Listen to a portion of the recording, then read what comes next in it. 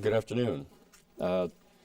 We're here this afternoon for our fourth discussion of the hidden history of America from World War II to the present.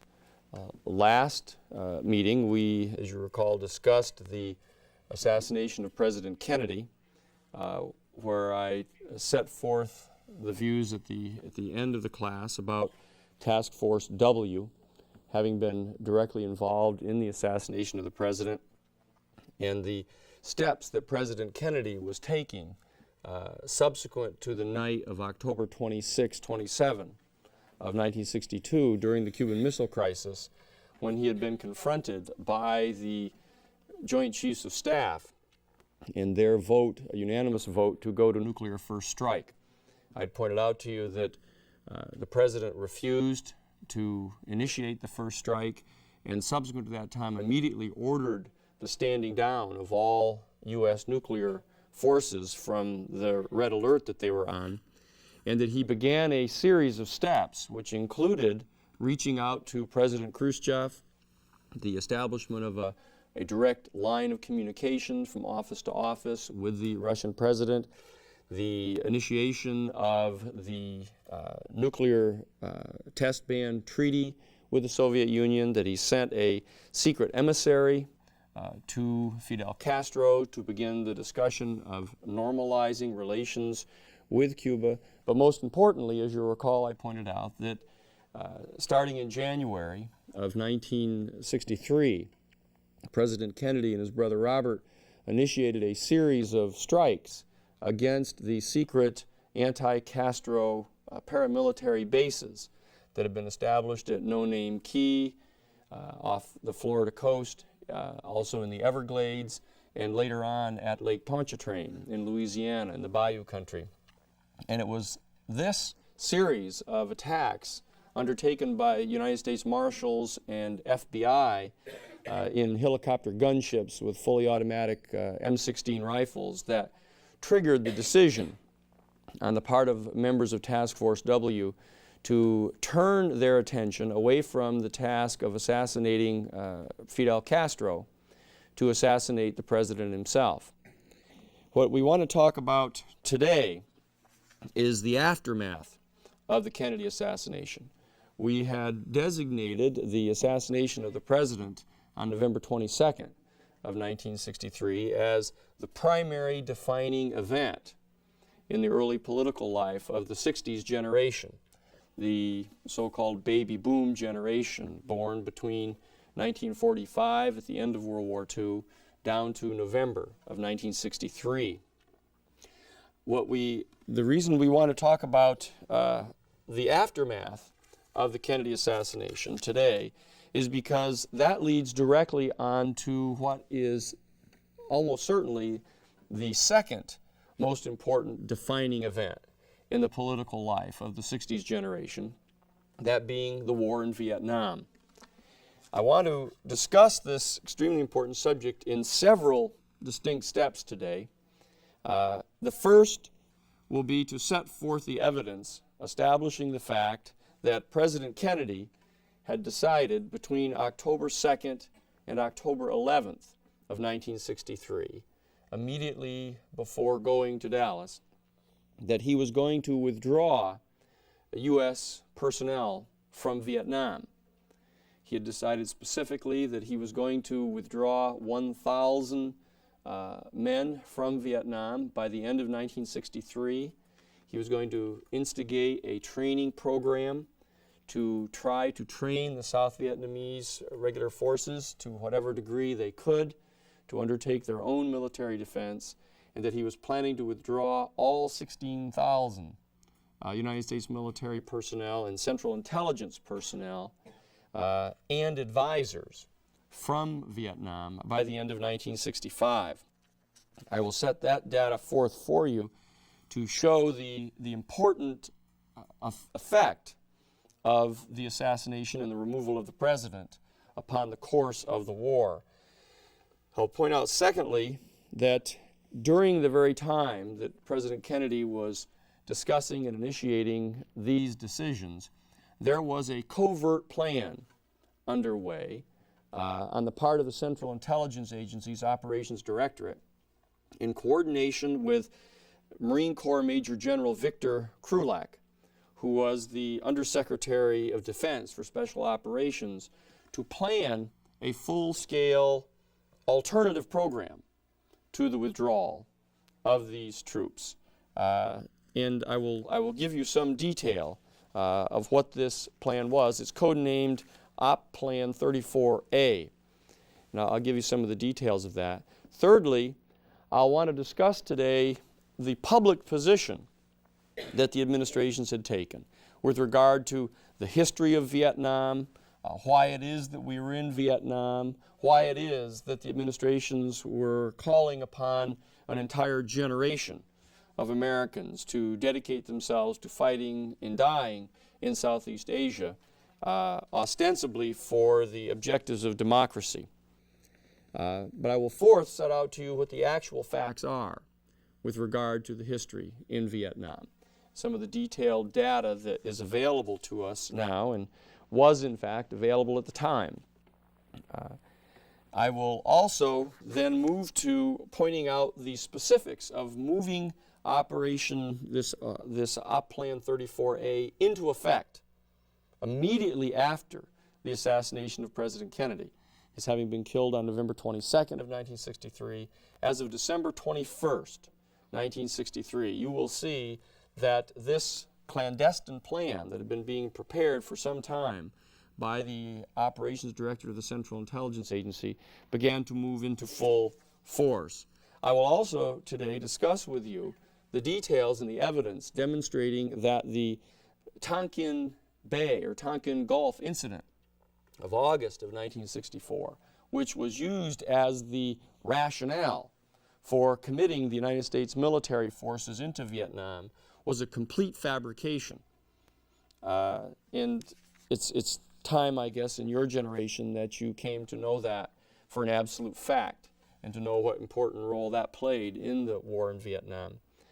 I will also then set forth for you the specifics of how the administration and the Johnson administration and the Central Intelligence Agency and the United States Pentagon intentionally lied to and deceived members of the United States Congress to elicit their votes in support of the Gulf of Tonkin resolution, which was thereafter treated functionally as a declaration of war by the administration. I will then go into some detail on the details of the unjust war that was waged by the United States executive branch against the people of Vietnam for some full 10-year period from August of 1964 until April of 1975. And then I'll discuss with you the impact of that war on the 60s generation, the largest single generation of Americans up until your generation of our children. And the ages of the children in your generation range from the upper reaches of it at your age in college all the way down to the little babies that have just been born by the most recent members of our generation, those who are like about 30 years old right now. I will discuss the impact of the Vietnam War on the political culture of the United States, giving you some details of what it was like then and what the implications are for the future. And I will discuss with you today the very famous, what they call the war at home, the major confrontation that arose between the 60s generation and those in positions of authority within the executive branch under then President Richard Nixon. And I'll discuss with you the reaction of the administration to the rising resistance on the part of this generation and some few members of the previous generation. I'll talk with you about the establishment response to the reaction of the Nixon administration, moving its way all the way on through to the resignation of Richard Nixon, though we'll be dealing with the specifics of the Watergate burglary and the details of the Church Committee hearings and the reaction against the Central Intelligence Agency that took place between 1972, actually 73, and 1976. Now let's move to the details of this. Now that I've given you a brief overview of what the day is going to be like, you can see that it's going to be a fairly intense period. Not to distinguish it, I guess, from the previous discussions we've had, but let's get down to it now. That there's been a lot of talk about the fact that all that Lyndon Johnson really did when he came on as president after the assassination on November 22nd was to steadfastly try to continue the policies and programs of the Kennedy administration so as to generate the minimal type of disruption. This is completely false. The fact is that the evidence shows beyond any dispute whatsoever that President Kennedy had resolved in October of 1963 to remove the troops from Viet Nam. Now there's a detailed discussion of the memos, the inter-office cables that were sent verifying this in a book called JFK in Vietnam by Colonel John Newman. He is a United States military historian. He's now a professor at the University of Maryland. This is a 1992 publication.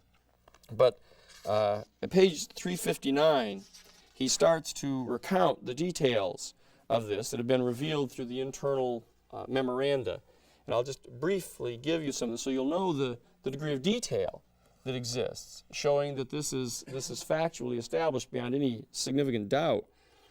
It says, President Kennedy decided to withdraw from Vietnam after the 1964 elections, knowing that things were not going to be going well, and fully aware that in some quarters he would be damned as a communist appeaser. He confided his plan to Senator Michael Mansfield, one of the vocal critics, and he decided to begin the pullout even before the election. The Mansfield discussion and the Wood memo to Hillsman make it perfectly clear that Kennedy and McNamara had agreed to start the withdrawal at the end of 1963, continuing into 1964. What made the 1,000-man withdrawal particularly risky was the criticism that would be forthcoming from conservatives. Therefore, the deception that was in progress as of 1962, which had been used to justify the continuation of the expansion of the American effort, was now to be seized upon by President Kennedy and used as the very reason for the 1,000-man withdrawal. What this is all about is the fact is that the United States military advisors that were on the ground in Vietnam had been regularly lying to the president, giving false body counts of the Viet Cong that were killed, reducing the amount of damage that had been done against the South Vietnamese regular forces, constantly lying about the progress of the so-called strategic hamlets that they were building, which were functionally concentration camps, that they were taking all of the people out of the countryside and pulling them out and putting them into concentration camps so as to remove the grassroots network of support that existed for the Viet Cong and the Viet Minh. Now, that's what was going on. There were details coming in from the military saying that less than 0.02% of these strategic hamlets were at any time ever overrun by the Viet Cong and taken back. The fact is that when they got on the ground later on, Kennedy's advisors who were over there, Maxwell Taylor and McNamara, found out that a minimum of 20% were expected to be overrun right within the first 3 months after they were constructed. And it wasn't likely they just got the decimal point in the wrong place. It's not something that one makes that kind of an error about. And this is what they're talking about. So what President Kennedy decided to do was in this kind of jujitsu manner to take all of those statistics that were being given to him by the military about how well they were doing and how well the war was progressing to say, well, in that case, we can start to withdraw our troops. And we can turn the fighting over to the South Vietnamese government. Now, they go on to point out that Kennedy had reconciled himself to withdraw even though he was aware that they were in a losing position on the battlefield. Said McNamara followed up on these early decisions made in April with a May 8th memorandum. He sent 2 memorandums to his staff. The first directing development of plans to replace all U.S. with South Vietnamese forces as soon as possible and to start the withdrawal of 1,000 U.S. troops by the end of 1963. On May 9th, the Joint Chiefs of Staff formally directed SINPAC, which is the Pacific Command of the United States Navy, to take all necessary actions resulting from this week's conference and to single out the requirement for U.S. force withdrawal. The plan for withdrawal of over 1,000 U.S. troops before the end of the year should be developed. Plans should be based upon withdrawing of U.S. units as opposed to individuals and replacing them with selected, specially trained South Vietnamese units. And they go on down through the details of the memos that were sent back and forth. President Kennedy began to take public statements now. In a May 22nd press conference, Kennedy was asked about the progress of the war, and he stated, "We are hopeful that the situation in Vietnam will permit withdrawal of some of our troops by the end of this year. As of today, we would hope that we could begin to perhaps do this by the end of this year." And meanwhile, communications are sent to Admiral Felt and the Joint Chiefs of Staff, giving him details of how to undertake this plan. And in fact, by there's a series of meetings that took place, and here's the clincher on this. This is on September 10th. Now, before the October 2nd decision, on September 10th, General Maxwell Taylor and Robert McNamara returned from a field trip, and some others who went there, Mendenhall, one of the assistants to the Secretary of Defense.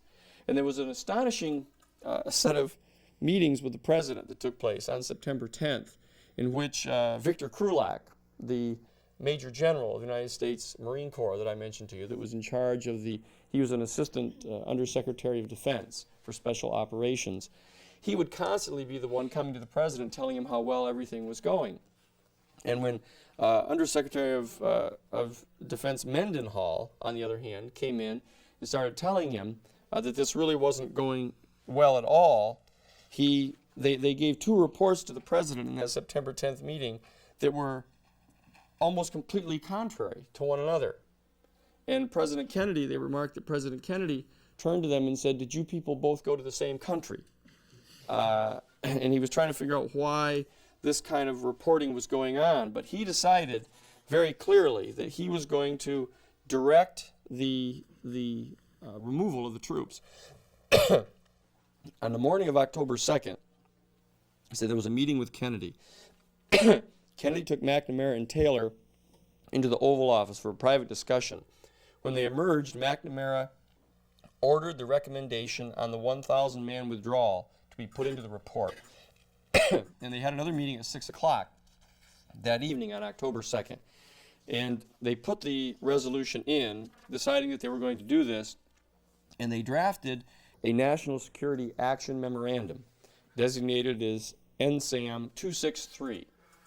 It was written on October 11th by Forrestal, and it specifically set forth the President's decision of October 5th, dating it on October 5th, to remove the troops from Vietnam.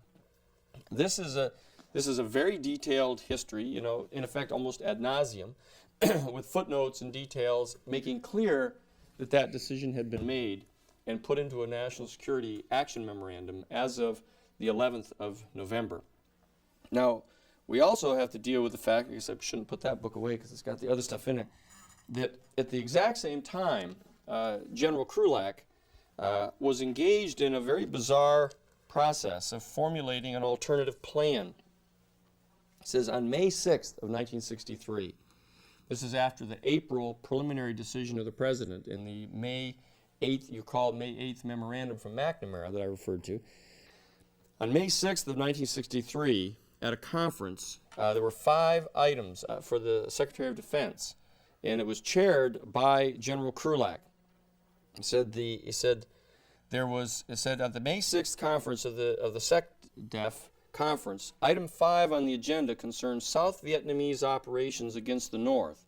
And the record of the meeting parenthetically indicates that this item was being reported separately and confidentially by General Krulak. A brief footnote to this record in the Defense Department history tells us that no such report has been found, even though the record shows that he gave such a briefing. All of the notes and memoranda from that secret briefing have been lost as of now. And I'll go into some detail as to what this plan was, called Oplan 34A. Now,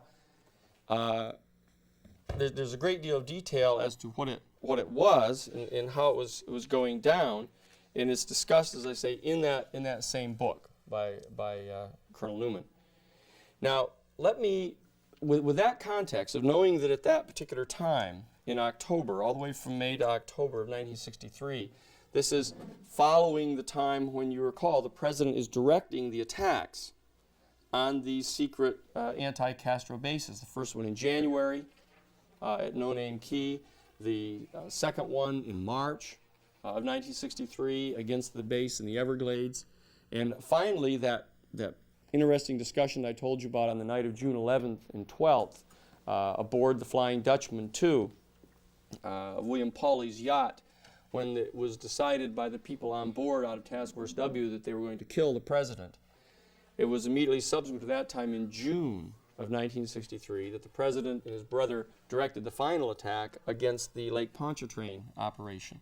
During this entire period of time, with this shutting down of those bases and the rising decision on the part of the Task Force W personnel that they were going to have to turn their attention to eliminating the president, you have this program being developed, this Op Plan 34A, clandestine and concealed from the president.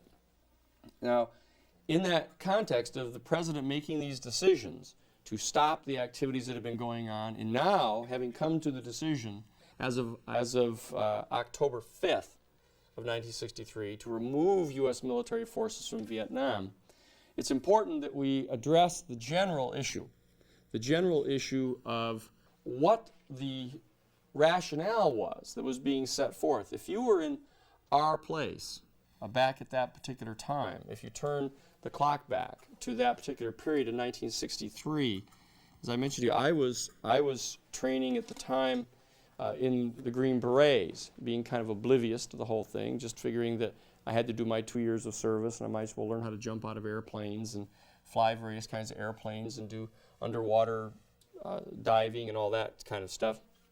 But the American people were being told a very interesting story at that time. What we were being told is as follows: that way over in Southeast Asia, there was this little country struggling to be democratic, and that there was a force in the northern section of Vietnam that were dominated by and brainwashed basically by the North, the Chinese communists. And the Chinese communists had basically taken over the whole northern half of Vietnam, and that they had talked some of the people in North Vietnam into doing the bidding of the communist Chinese. And therefore there was a totalitarian communist regime in power in the country of North Vietnam.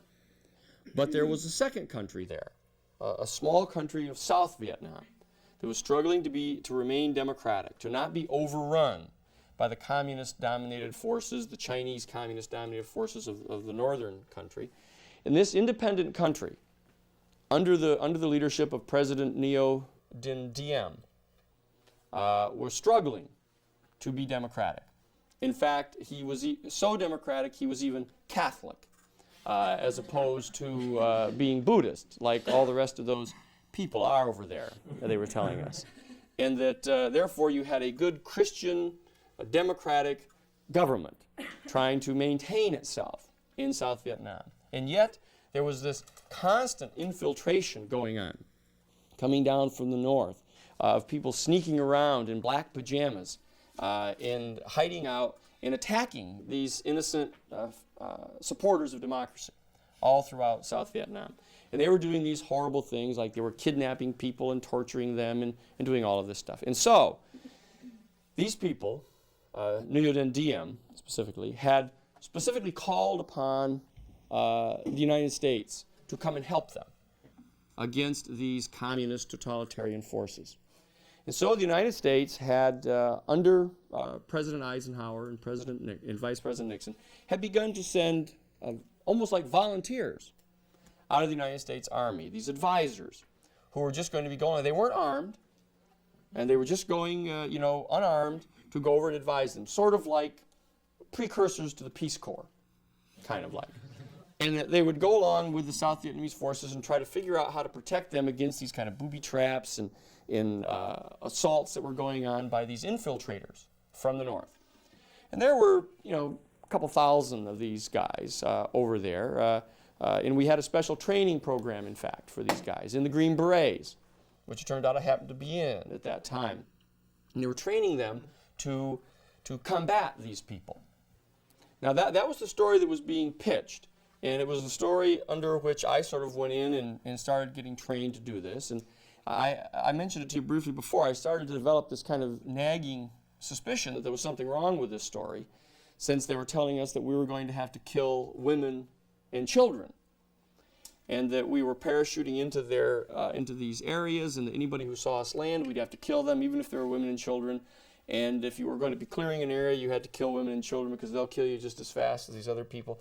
I seem to get this kind of growing sense that there was a problem that the military had, these military advisors, and that was that virtually everybody in South Vietnam didn't want us there.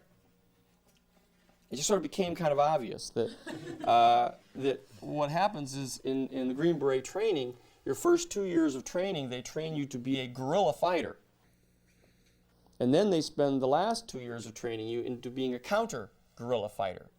The problem is, by the time you've been effectively trained to be a guerrilla fighter, you're perfectly cognizant of the fact that in order to be an effective guerrilla fighter, you have to have the support of the vast majority of the people who live in the country, you see.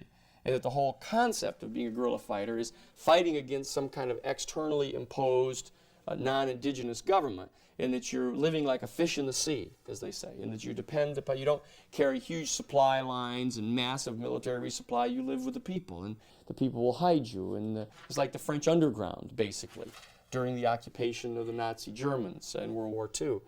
And I had come to that realization myself, and had, as I told you, just walked out of there, left, and had gone into Harvard College and started doing my tutorial studies on the war in Vietnam.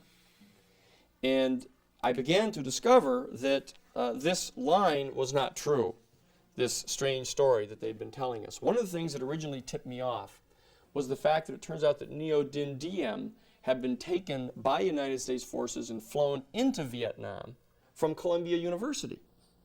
And that's usually a tip that this is not a homegrown indigenous leader.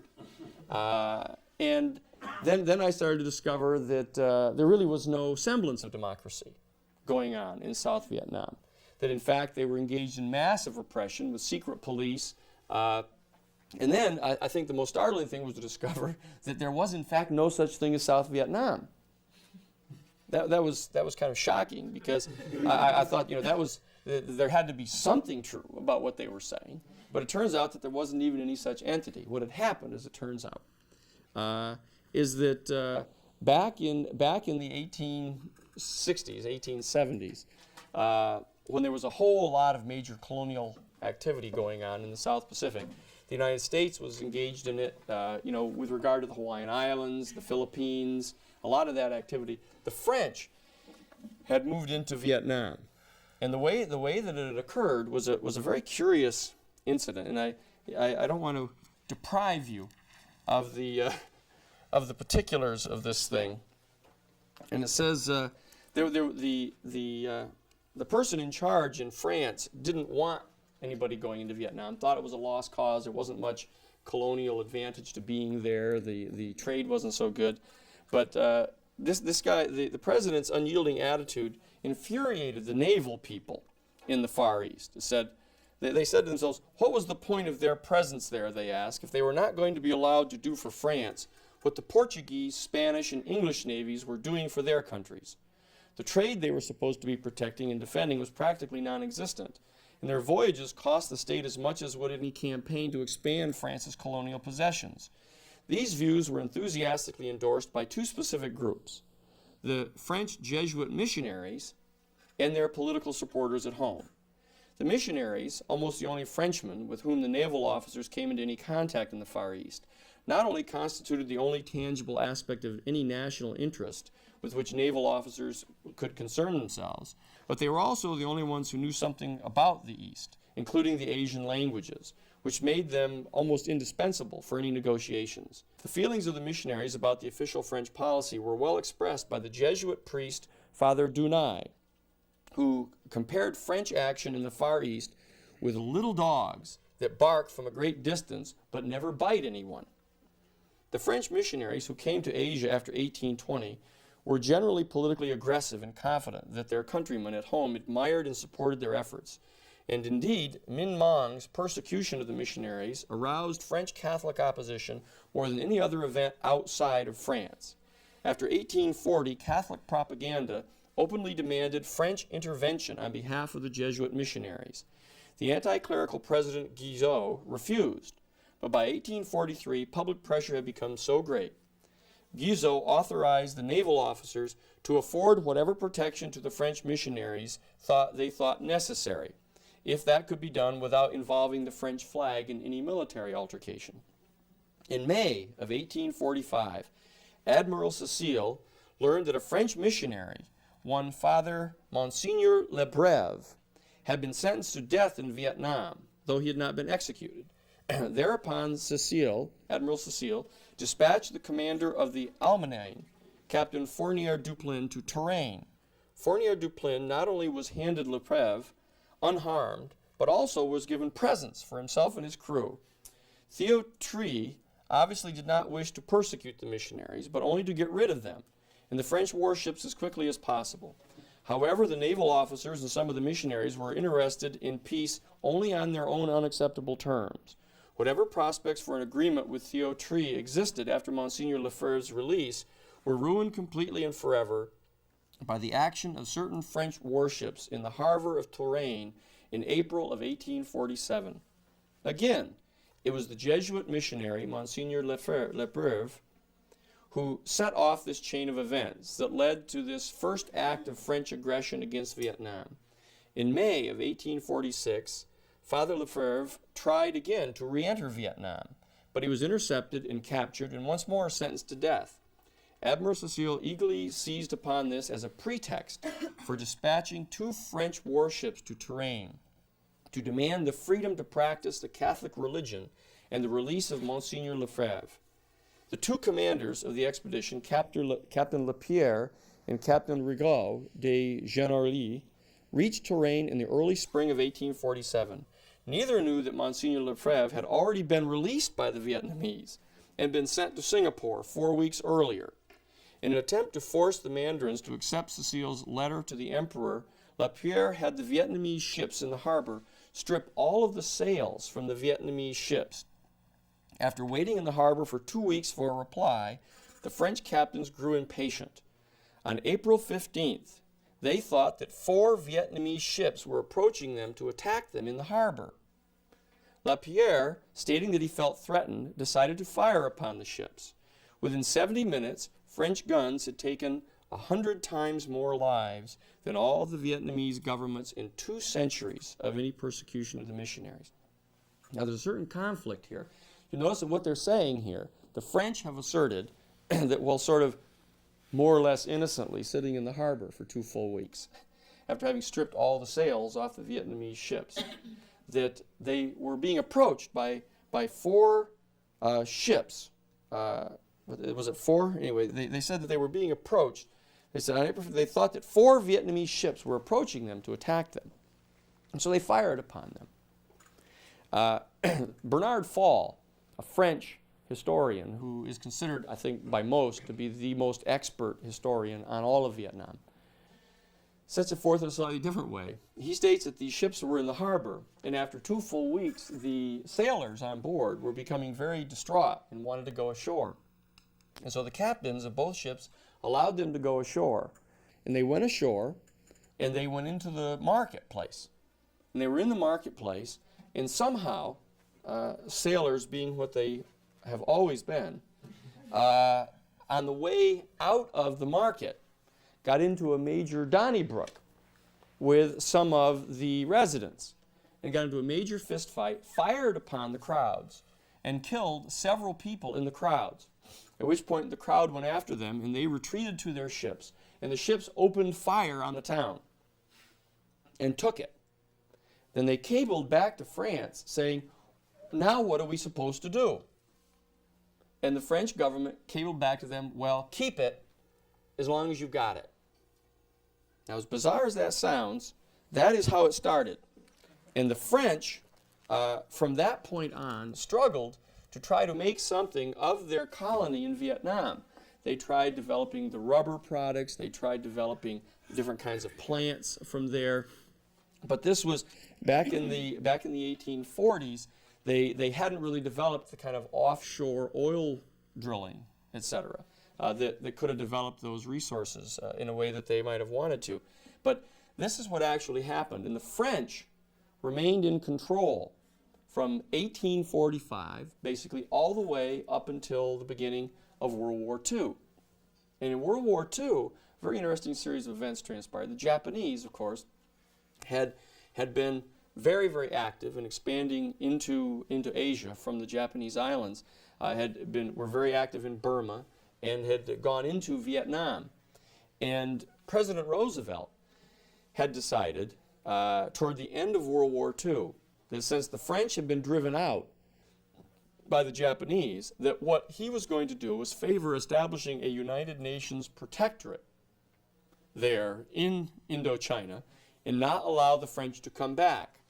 The fact of the matter is, and this is according to Franklin Delano Roosevelt's son, that he was with Franklin Roosevelt when the final remnants of the French were under siege by the Japanese.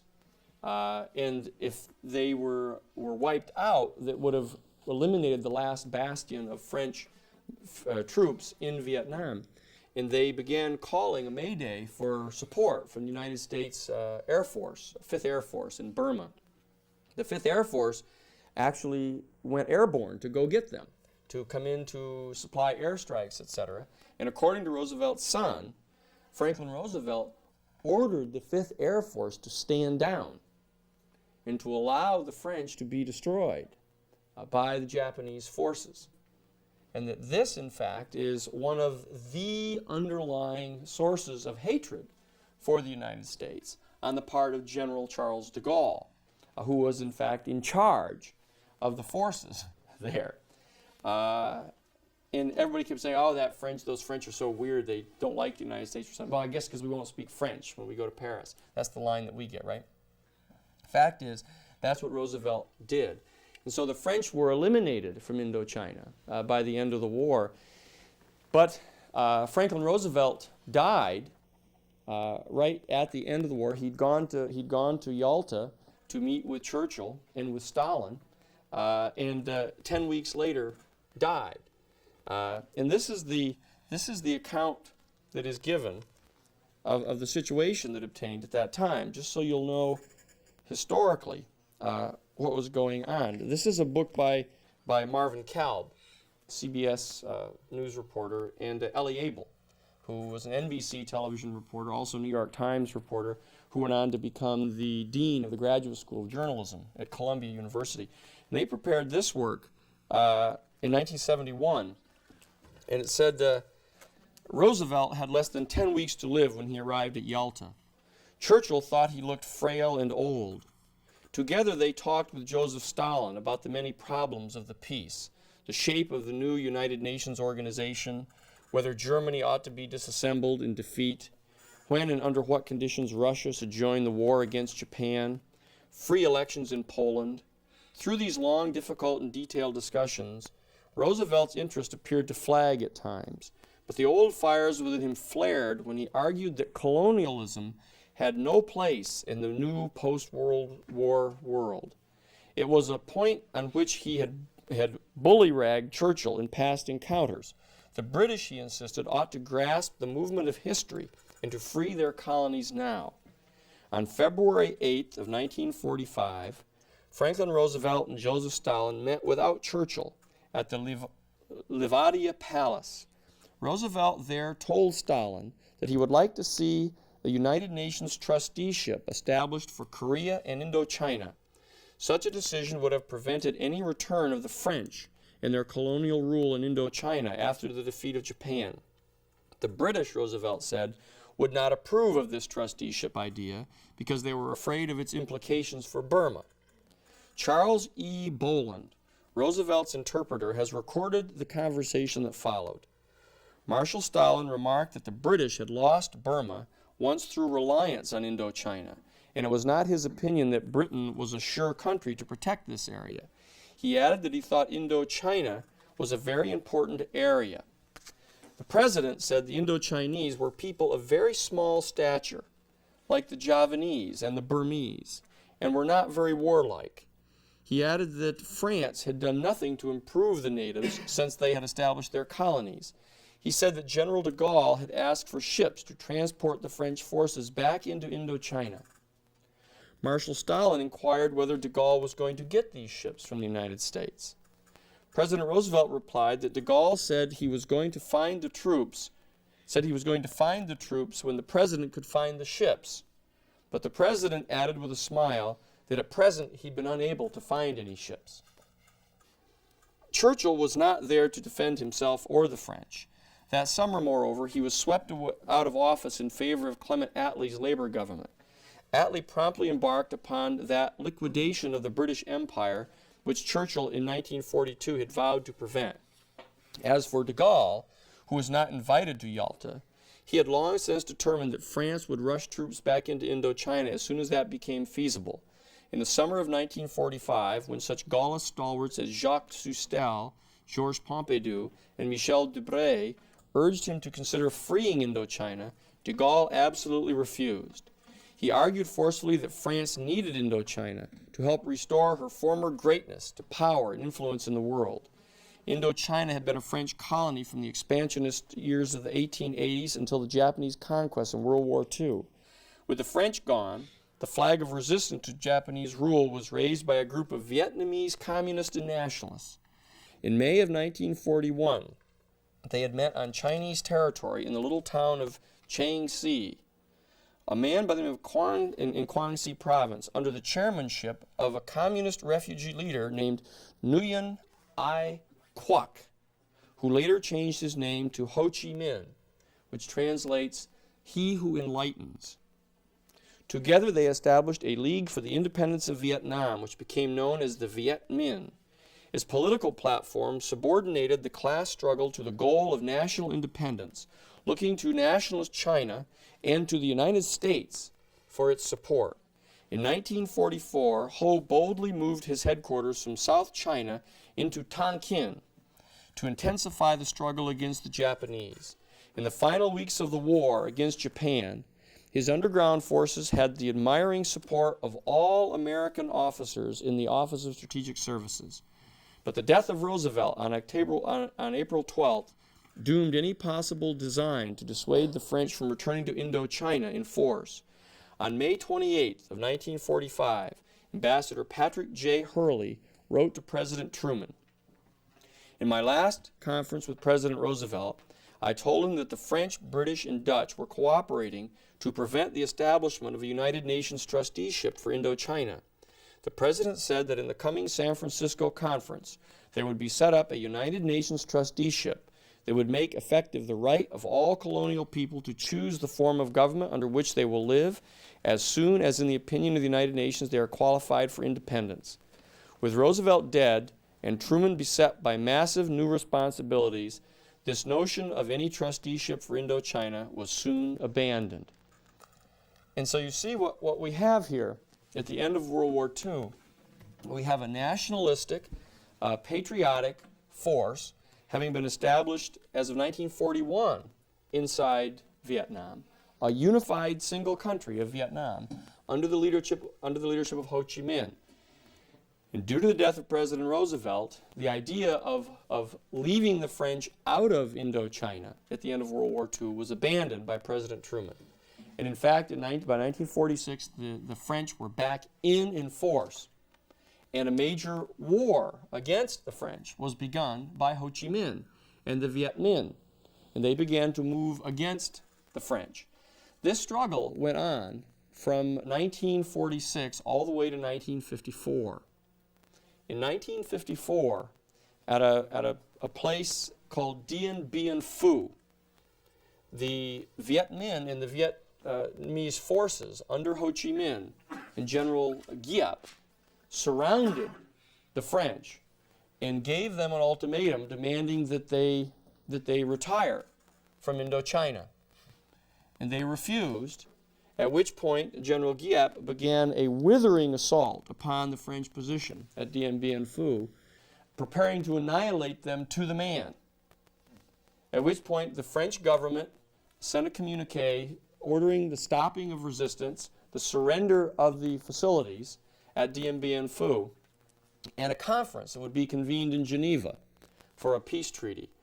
The peace treaty left no negotiating power in the hands of the French at all, because the Vietnamese under Ho Chi Minh had the unresisted ability to annihilate them. And so the French completely capitulated, agreed to withdraw all of their troops.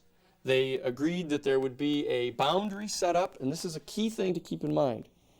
They agreed that a boundary would be set up along the, I believe, the 38th parallel or something, and it would under no circumstances be considered a national boundary, under no circumstances, or else they would continue the attack and annihilate the French. The French agreed that it would just be a line behind which they could withdraw all of their French forces and that they could then be taken out. And there was a specific agreement that in 1955 there would be a full and free election that would be supervised by United Nations observers, and it would take place throughout the entire country, and all people would be free to vote in the election for a president for the new Republic of Vietnam that had been the objective of the liberation struggle of the Viet Minh. It was at that point that President Eisenhower and then Vice President Richard M. Nixon, sitting in his capacity as the chair of the 5412 Committee of the National Security Council, decided that they were not going to allow this to happen. They were not going to allow these elections to take place. And you can see the internal cable traffic in which they said that the reason that they don't want the election to take place is because it's absolutely clear that Ho Chi Minh will be elected, which didn't take any Rhodes Scholar, but none of which there were actually in those administrations. But in any event, this decision was made to stop the elections, and they began to send in military advisors into Vietnam. And they decided that what they would do is they would build upon the indigenous colonial Catholic Jesuit missionary work that had been done. And they would focus their attention upon trying to recruit into a Western supporting government, the Catholics in the country.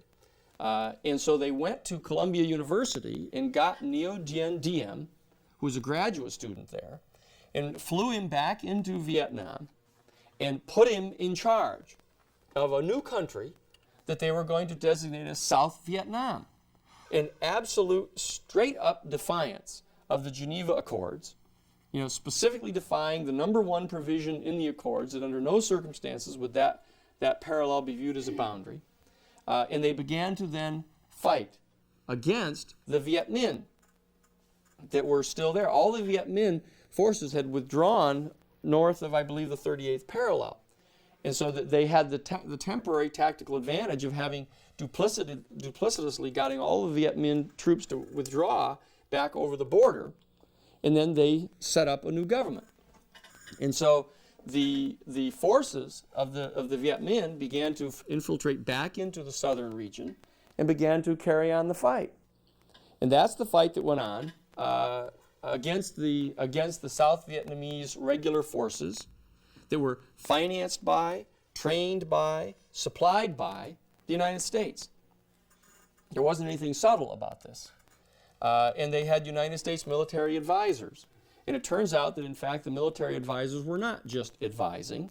They, in fact, were fighting very clearly, side by side, with the forces.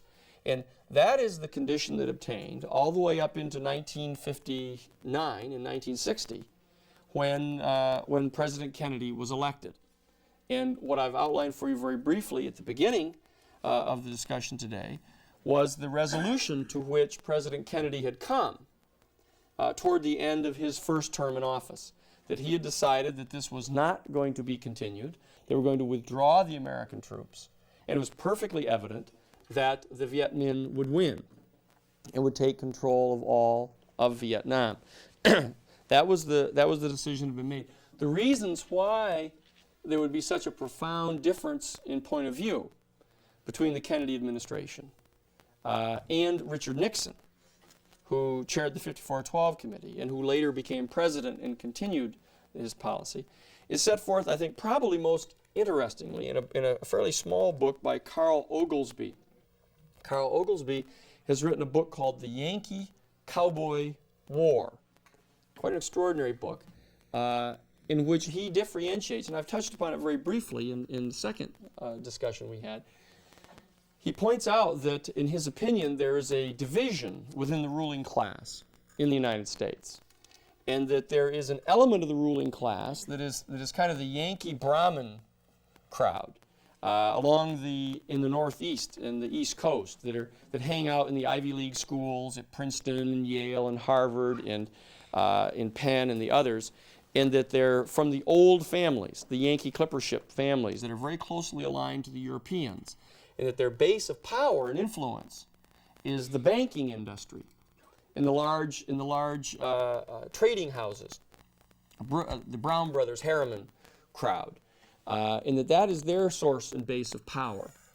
And there is a newer, kind of more raw group of people, sort of the nouveau ruling class, if you will, that have come to share power with the old Yankee Brahmin, old families, and these they call the cowboys, and they come from Southern California, New Mexico, Arizona, the Southwest, the old kind of pioneer spirit crowd that got into basing their power upon possession of the land and oil, primarily as a major energy source.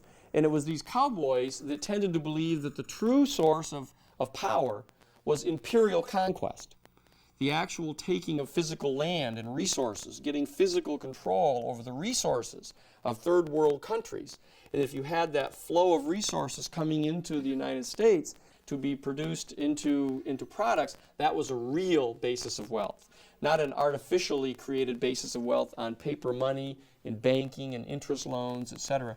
And he goes into some detail, Carl Oglesby, about the schism that had developed between these two groups. And he says that this accounts for the alternative strategy that existed covertly inside the administration, while Kennedy and his Yankee Brahmin best and the brightest that he'd recruited from all the old families and from the Ivy League schools. You can get an extremely interesting history of that in David Halberstram's fascinating book called The Best and the Brightest.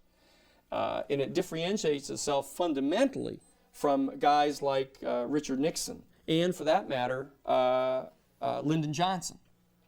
That Lyndon Johnson and Nixon had much more in common in terms of their worldview with each other than Lyndon Johnson had in common with the Kennedys, even though he was vice president under Kennedy, because he was a representative of that Dixiecrat kind of extremely conservative, for the most part, element of the Democratic Party.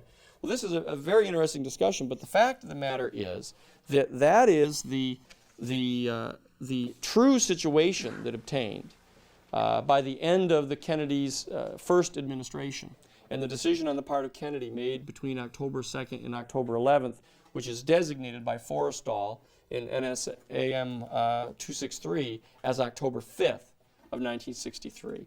And so this decision was made, and it was underway. Now, what I want to point out to you is that right after Kennedy was killed, Lyndon Johnson returned to Washington, D.C., and immediately convened on the 24th of October, 2 days later, a meeting in which he then holds forth with McNamara, McGeorge Bundy, and the others, and starts advocating that they amend National Security Action Memorandum 263, and that they removed the language about removing the troops by the end of 63. They removed the language about removing all of the troops by the end of 65, and he asked McNamara to prepare a new memorandum for him for an alternative program. He goes on at great length with his feet up on the table, talking about how he's not going to back down from all these commies over there, and it was classic Lyndon Johnson style. Said he's not going to be the man to lose Viet Nam. He said, "I'm not going to be the president who saw Southeast Asia go the way that China went." And he ordered Henry Cabot Lodge to tell those generals over there in Saigon that Lyndon Johnson intends to stand by our word. McCone, who's in the meeting with him at that particular spot, says, "I received in this meeting the first President Johnson tone for action as contrasted to the Kennedy tone. Johnson definitely feels that we place too much emphasis on social reform. He has very little tolerance with our spending so much time trying to be do-gooders," he said. He'd never been happy with the plans that had been made by Kennedy in Vietnam, and that any person who wouldn't conform to his policy ought to be removed. And on December 21st, less than 1 month from that meeting on November 24th, and only 1 month and 1 day, less than 1 month from the assassination of President Kennedy, there was a new memorandum submitted to Lyndon Johnson by McNamara, which basically imports into it the full details of Op Plan 34A that had been being prepared covertly by General Victor Kulak. And it goes into great detail about what that really was. And it was only later, when the Pentagon Papers were published, that we came to see what the details of Op Plan 34 really were. This happens to be the actual first volume of our litigation in the Pentagon Papers, which it doesn't contain direct excerpts from the 47 volumes, which we got to review at the Cahill firm while preparing the defense, but it does have the memos that were prepared by the New York Times by Neil Sheehan, preparing the raw content of what was to be later edited and put into the newspaper. And it's important, this is one of those moments coming up that you never probably thought you were going to have at college, but what I'm going to do is I'm going to read to you the details of what the findings were of the New York Times with regard to the war. It says, these Pentagon Papers disclose that in this phase of the war, this is in the months from the beginning of 1964, when President Lyndon Johnson came to office, until the Tonkin Gulf Resolution in August, were the pivotal period of the war. These Pentagon Papers disclose that in this phase, the United States had been mounting clandestine military attacks directly against North Vietnam and planning to obtain a congressional resolution that the administration would regard as the equivalent of a declaration of war. These papers make it clear that these far-reaching measures were not improvised in the heat of the Tonkin crisis. When the Tonkin incident occurred, the Johnson administration did not reveal these clandestine military attacks and pushed the previously prepared resolution through both houses of Congress on August 7th. Said within 72 hours, the administration was drawing on a pre-prepared plan that secretly sent a Canadian emissary to Hanoi. Said beginning in the beginning of 1964 to the August clashes between North Vietnamese PT boats and American destroyers were portrayed as a period when the groundwork was secretly being laid for a much wider war that was to follow. These papers reveal that the covert military operations had become so extensive by August of 1964 that Thai pilots flying American T-28 fighter planes had been bombing and strafing North Vietnamese villages near the Laotian border on August 1st and August 2nd. The target list later followed had been drawn up as early as May of 1964, the study reports, along with a draft of the congressional resolution that would be requested, all as part of a proposed scenario that was to build toward openly acknowledged direct air attacks against the territory of North Vietnam. This elaborate program of covert military preparation against the state of North Vietnam began on February 1st of 1964 under the code name Operations Plan 34A. President Johnson ordered the program on the recommendation of Secretary McNamara. Now you see what they say here in the papers. They say that it began on February 1st of 1964, but what you saw was that in May of 1963, that General Krulak had been secretly briefing people about this plan that he was preparing to try to offset and counter what Kennedy was deciding to do at that time, as revealed in the May 8th memoranda that McNamara wrote up. And it says, now we turn to the December 21st memorandum of 1963 that was asked for by President Johnson, now from McNamara. In a memorandum to the President on December 21st of 1963, after a 2-day trip to Vietnam, Robert McNamara remarked that the plans that were being drawn up secretly by the Central Intelligence Agency in Saigon were excellent and should be followed. They present a wide variety of sabotage and psychological operations to be undertaken against the territory of North Vietnam. Through 1964, the 34A operations ranged from flights over North Vietnam by U-2 spy planes. Now, all of this is before any incident occurs in the Bay of Tonkin on August 4th of 1964. Okay? So keep this in mind. This is all going on before any such incident occurs. Through 1964, the 34A operations ranged from flights over North Vietnam by U-2 spy planes to kidnappings of North Vietnamese nationals for intelligence gathering purposes. You might guess how they extract the information for these people. To parachuting, sabotage, and secret warfare teams into the north, commando raids from the sea to blow up rail and highway bridges, and the bombardment of North Vietnamese coastal installations by PT boats. These destructive undertakings, as they were described in a secret report to the President on January 2nd of 1964 from Major General Victor H. Krulak of the United States Marine Corps, were designed to result in substantial destruction, economic loss, and harassment. The tempo and magnitude of the strikes were designed to rise in 3 distinct phases through 1964, eventually to targets identified with North Vietnam's economic and industrial well-being. The clandestine operations were directed for the President by Mr. McNamara through a section of the Joint Chiefs Organization called the Office of the Special Assistant for Counterinsurgency and Special Activities. Isn't that cute? Isn't that nice? The study says that Mr. McNamara was kept regularly informed.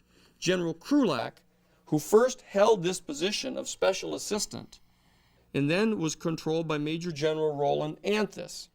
The analyst notes that the 34A program differed only in degree from the low-level and unsuccessful intelligence and sabotage operations that the American Central Intelligence Agency had been conducting earlier in North Vietnam. So what you start to see is kind of leaking through in these documents, in the cable traffic, that they've been engaged in overt military assaults against North Vietnamese territory since President Johnson came in and got this memo on December 21st, beginning in early 1964. It says the 34A attacks were a military effort. They were run through a special branch of his command called the Studies and Observations Group. This is the MACV SOG group.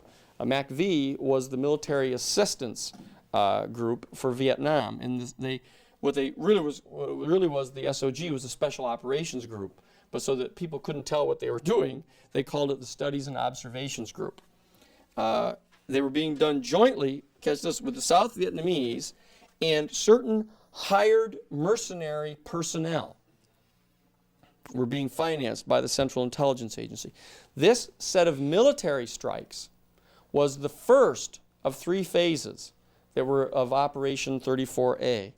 The second segment of the administration's covert war against North Vietnam consisted of air operations A force of propeller-driven T-28 fighter bombers, varying from 25 to 40 aircraft, had been organized in Laos. The planes bore Laotian Air Force markings, but only some belonged to the Air Force. The rest were manned by pilots of Air America, a pseudo-private airline. Isn't that cute? A pseudo-private airline run by the American Central Intelligence Agency. Reconnaissance flights by regular United States Air Force and Navy jets were codenamed Yankee Team. The Johnson administration gradually stepped up these air operations in Laos through the spring and summer of 1964 in what became kind of a preview of the bombing in the north. The intensity of the T-28 strikes rose. They crept closer and closer from Laos to the North Vietnamese border.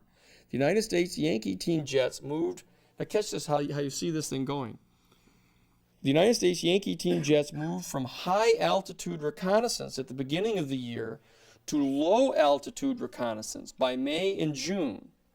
In June, armed escort jets were added to the reconnaissance missions. The escort jets began to bomb and to strafe North Vietnamese and Pathet Lao installations if any of these reconnaissance planes were fired upon. Now, the jets that we've got are perfectly capable of doing their reconnaissance flights at high levels, but obviously the problem was they weren't drawing any fire. And so they came down lower. And then they still weren't getting fired upon, so they put with them these armed escort jets. And so then if any of them got fired upon, they began to bomb and to strafe. Now, the destroyer patrols in the Gulf of Tonkin, codenamed DeSoto patrols, were the third element of this covert military escalation against North Vietnam. The destroyers were collecting intelligence on North Vietnamese warning radars and on coastal installations that would be useful directly to the 34A raiding parties. Now you understand what they're saying here. These destroyers are sent into the Gulf of Tonkin to gather direct intelligence data, which is then being fed to the 34A ground operations that are going in with PT boats and blowing up installations in North Vietnam. And it says the first patrol boats were conducted by the destroyer, the USS Craig, in February and March of 1964, in the early days of the 34A operations.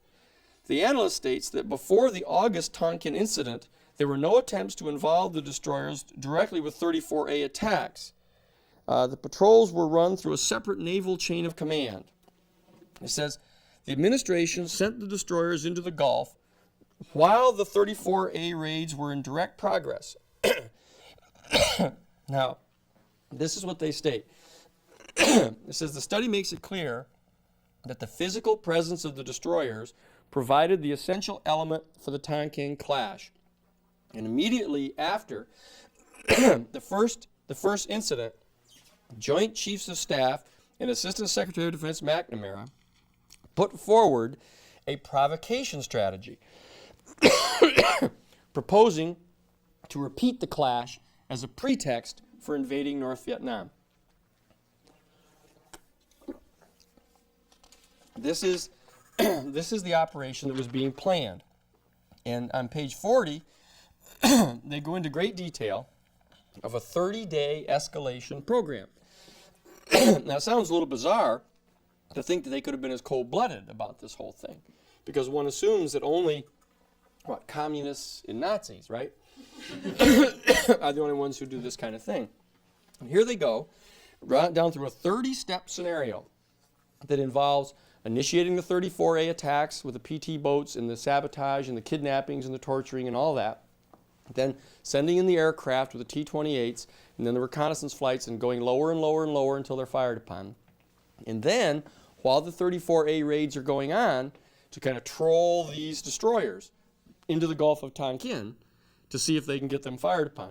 I happen to have seen the classified memos that have not been talked about in here. And what they said is that they were having such trouble generating popular support for this war that what they really needed was something like a Pearl Harbor, they said, in the cables. The problem was, they noted, was that the North Vietnamese had no air force. And for that matter, they didn't have any navy either. And so they were hard put to figure out how in the world they could instigate some kind of an incident like that without having to be caught up in North Vietnam. And so they figured out this thing of trolling these boats through the harbors. Now, here it comes. Here's the event that triggers the war in Vietnam, ostensibly, since you've already seen that the war in Vietnam is in full flight as of right now. It says, the Pentagon narrative now remarks that the clandestine 34 raids against North Vietnam, after getting off to what they call a slow start in the beginning of May 19th, began to pick up. At midnight on June 30th, this is 1964, South Vietnamese naval commandos under General Westmoreland's direct command staged an amphibious raid on the North Vietnamese islands of Hon Mae and Hon Nu in the Gulf of Tonkin. While this assault was occurring, the United States destroyer USS Maddox was 120 miles away, heading north into the Gulf on the year's second DeSoto intelligence gathering patrol. You'll remember that they said that the USS Craig had gone in earlier in February and March, and nothing had happened. And so that McNamara and the others, they said that had developed a concept. They said that the Joint Chiefs of Staff and Assistant Secretary of Defense McNamara put forward a provocation strategy proposing to repeat the missions as a pretext for bombing the North. So here they go. It says, it was 120 miles offshore, heading toward the Gulf on the year's second DeSoto intelligence gathering patrol. Her sailing order said that she was not to approach any closer than 8 nautical miles to the North Vietnamese coast and 4 nautical miles from the islands in the Gulf. Now, these are the islands, if you'll note, are being attacked by a direct command group under Westmoreland at the time. It says, it said, when the North Vietnamese, it said, the destroyer reached the northernmost point of her assigned patrol track the same day as the attacks were going on. Now, you gotta understand, they've given them permission to come within 4 miles of the islands. And the islands are under attack by PT boats. And these destroyers have been gathering intelligence data earlier through the USS Craig to be used directly in the PT boat attacks, right? When the North Vietnamese PT, this says, the destroyer reached the northernmost point of her assigned patrol track the same day as the attack was going forward. When the North Vietnamese PT boats began a high-speed run at a distance of approximately 10 miles. The PT boat is 10 miles away. And it says, the destroyer began to head into international waters, the study group says. Apparently, it explains, these boats had mistaken the Maddox as some type of South Vietnamese escort vessel. Now, isn't that strange? That they would somehow think that a USS destroyer sitting 4 miles offshore while there's a whole series of PT boats attacking these islands could conceivably have been misperceived to be some sort of escort for this operation. And it said, but here's how they relate this. It says, and that's all it says. It says, in the ensuing engagement, 2 of the torpedo boats were damaged by planes launched from the aircraft carrier Ticonderoga, stationed to the south. For reasons the study does not explain, a 3rd PT boat was knocked dead in the water and sunk by a direct hit from one of the Maddox's 5-inch guns. Now, nowhere in there do they state anything about an attack being directed against the Maddox by any of these PT boats. What they have is 10 miles away, one of the North Vietnamese PT boats starts a run, they said, toward the ship, 10 miles away. And they send in planes from the Ticonderoga and sink them. Okay? The next day, on August 3rd, President Johnson ordered the Maddox to be reinforced by the destroyer, the USS C. Turner Joy, and directed that both destroyers go back into the Gulf. Now, what they don't talk about here is there was a radar picket destroyer that went in with them called the USS Henry Knox, whom I happen to have personally interviewed, some of the guys that were on board. They had been engaged in firing. These ships have been engaged in firing directly upon the coastline of North Vietnam for several days. They've been going up and down the coastline, firing onto North Vietnam, trying to draw fire. And it hadn't been working. So they were directed to go into the Gulf now. So they go back into the Gulf, and it says, on the night of August 3rd, while the DeSoto patrol was resuming, that's going back in. You know, so he says on August 3rd, they were ordered to go back in. On the night of August 3rd, while the DeSoto patrol was resuming, 2 more clandestine 34A attacks were staged against the islands. PT boats manned by South Vietnamese crews bombarded also the Rhone River estuary and a radar installation at Vinh Son. This time, the Maddox and the Turner Joy were specifically instructed that the clandestine assaults were taking place. The admiral commanding the 7th Fleet asked General Westmoreland on August 2nd to furnish him with the location of the planned raids. On the night of August 4th, Tonkin Gulf time, approximately 24 hours after this second 34A assault, North Vietnamese torpedo boats came into the Gulf, where both the Maddox and the C. Turner Joy were located. The narrative then states that an attack took place, okay, which then set off, events set off, no doubt, by the 34 raids earlier. The study does not raise the question of the second 34A raids on the night of August 3rd, or the apparent airstrikes on North Vietnamese villages across the Laotian border on August 1st and 2nd by T-28 planes, motivated by the Hanoi leadership in any way to order this engagement with the destroyers. So what you've got here is that they've left out completely, out of the stuff, all of these attacks going on. So that, I mean, it sounds like it's like a 5-year-old saying, you know, well, it all started when my little brother hit me. They say, well, what about the fact that you've gone in and beaten him up and dunked him under in the toilet and, you know, taken his pants off? Oh, well, I forgot that part. You know, they just sort of left that part out about the whole kind of assaults going on here. And so they just state that this has happened. It says, then it said, they said within 10 minutes, it says, it says right here, they get going really quickly. It says, the Pentagon received the first word of this attack on the Maddox and the Turner Joy that it might be imminent. They got word that it might be imminent because they started getting intercepting broadcasts from the Vietnamese PT boats, and they kept them going on in. It says Pentagon received the first word of an attack on the Maddox and the Turner Joy might be imminent at 9:20 a.m. in the morning on August 4th, after the destroyers had intercepted North Vietnamese radio traffic indicating preparations. This flash message that the destroyers may be actually engaged with them came in at 11 o'clock. The Joint Chiefs of Staff then began immediately selecting target options that had been drawn up in May.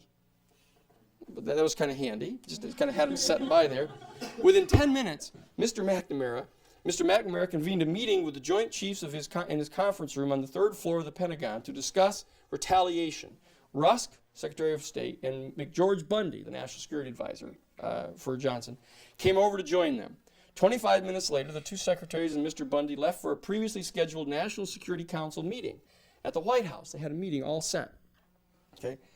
They would recommend their reprisal strikes to the president, while the Joint Chiefs stayed at the Pentagon to decide on the specific targets. At 1:25 p.m., 2.5 hours after the flash message of the engagement, they unanimously had agreed upon the targets within 20 minutes. At a second National Security Council meeting that afternoon, President Johnson ordered the reprisals and decided to seek the congressional resolution immediately. He said they designated an operations plan 3764 for the opening blows. They had them all set up. Now here's an interesting conversation that takes place. Catch this. Here's the one that I noticed in the classified sections.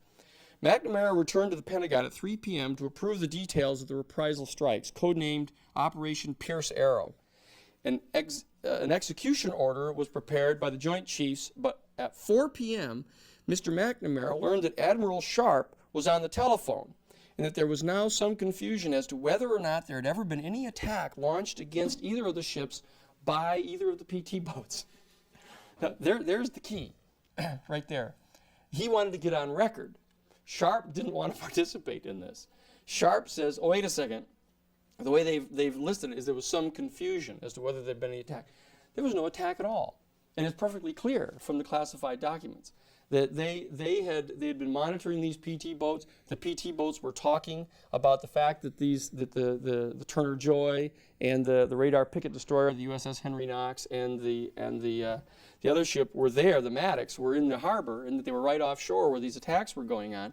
That's what they picked up, and it turns out that they turned and fired upon these PT boats. I know because the fellow on the USS Henry Knox said so. That's what they did.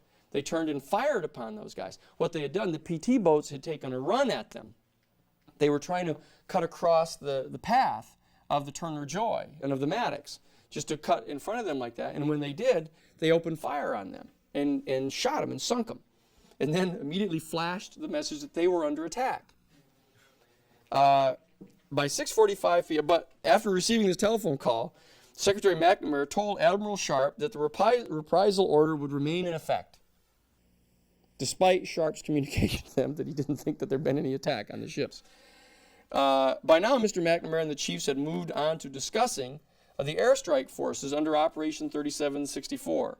At 6:45 p.m., President Johnson met with 16 congressional leaders from both parties whom he had summoned to the White House. He told them that there had been a completely unprovoked attack against American destroyers on the high seas in international waters, and that he had decided to launch a reprisal, a set of airstrikes against the North, and to ask for an immediate congressional resolution. So that's what they do.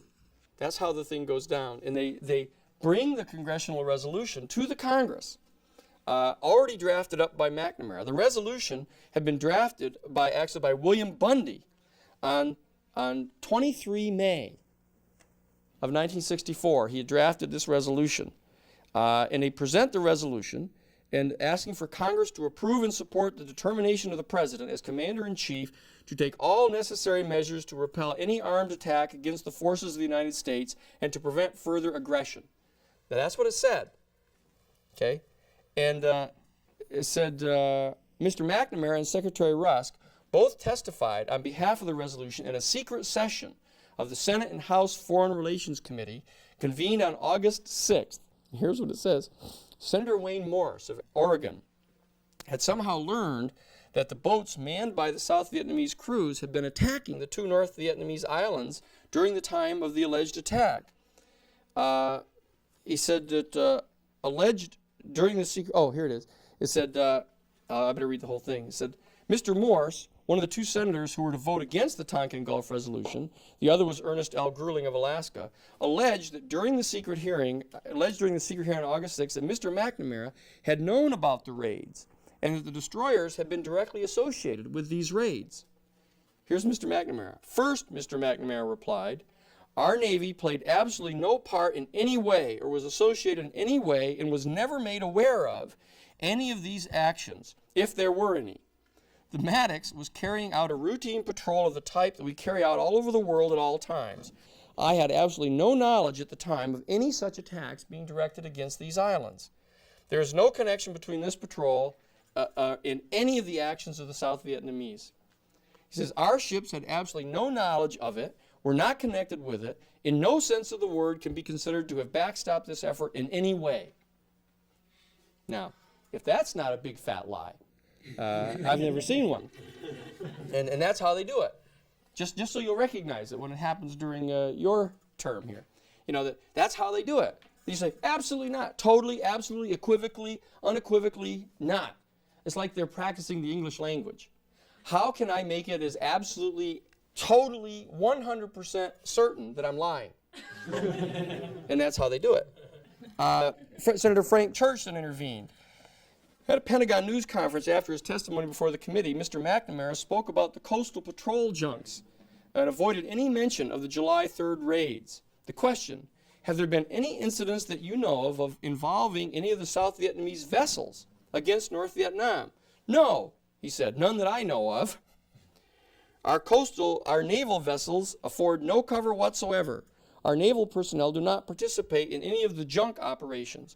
What he was asserting is that all that there was some South Vietnamese, the junks that would be going around in the Gulf of Tonkin, that the South Vietnamese patrol boats would go onto these junks and would look for weapons and for infiltrators and stuff like that. And that's what he was pretending all that was going on. completely lying about the full-scale military assaults under 34A that were going on. Just flat out lied about the whole thing. And it says, when Senator George McGovern of South Dakota subsequently brought up the July 30th attack on the islands during the Senate floor debate on the resolution, he was repelled and said that Senator Fulbright, who is the chairman of the Senate Foreign Relations Committee, had been personally assured by the administration that our boats did not in any way support or back up any such South Vietnamese vessel activities, and that the destroyer patrol was entirely unconnected and unassociated in any way with any coastal forays of the South Vietnamese that they may have conducted. The congressional resolution passed on August 7th by a vote of 88-2 in the Senate and 416-0 in the House. The history shows that Mr. McNamara had received other memoranda on the clandestine attacks from General Anthus and the Joint Chiefs on June 13th, July 1st, and July 28th of 1964, and that he was therefore committing perjury to the United States Congress. Now, that is the events. That is the events that now have brought us into the war.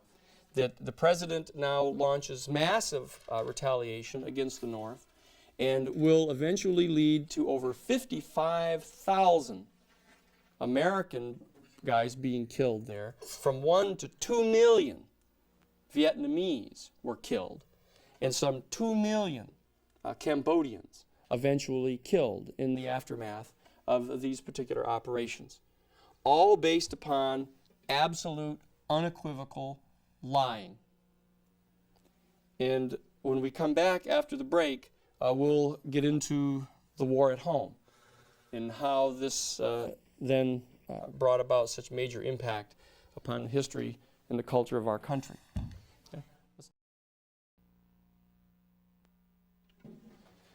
Now, you've seen the details of the start of the war in Vietnam, with some of the real historical background as to what was really transpiring and the illusion that was being sold to the American public by the administrations. And you see the criminal covert operations that were being supervised by the Central Intelligence Agency's Covert Operations Directorate in coordination with this special unit of the Pentagon in charge of special activities.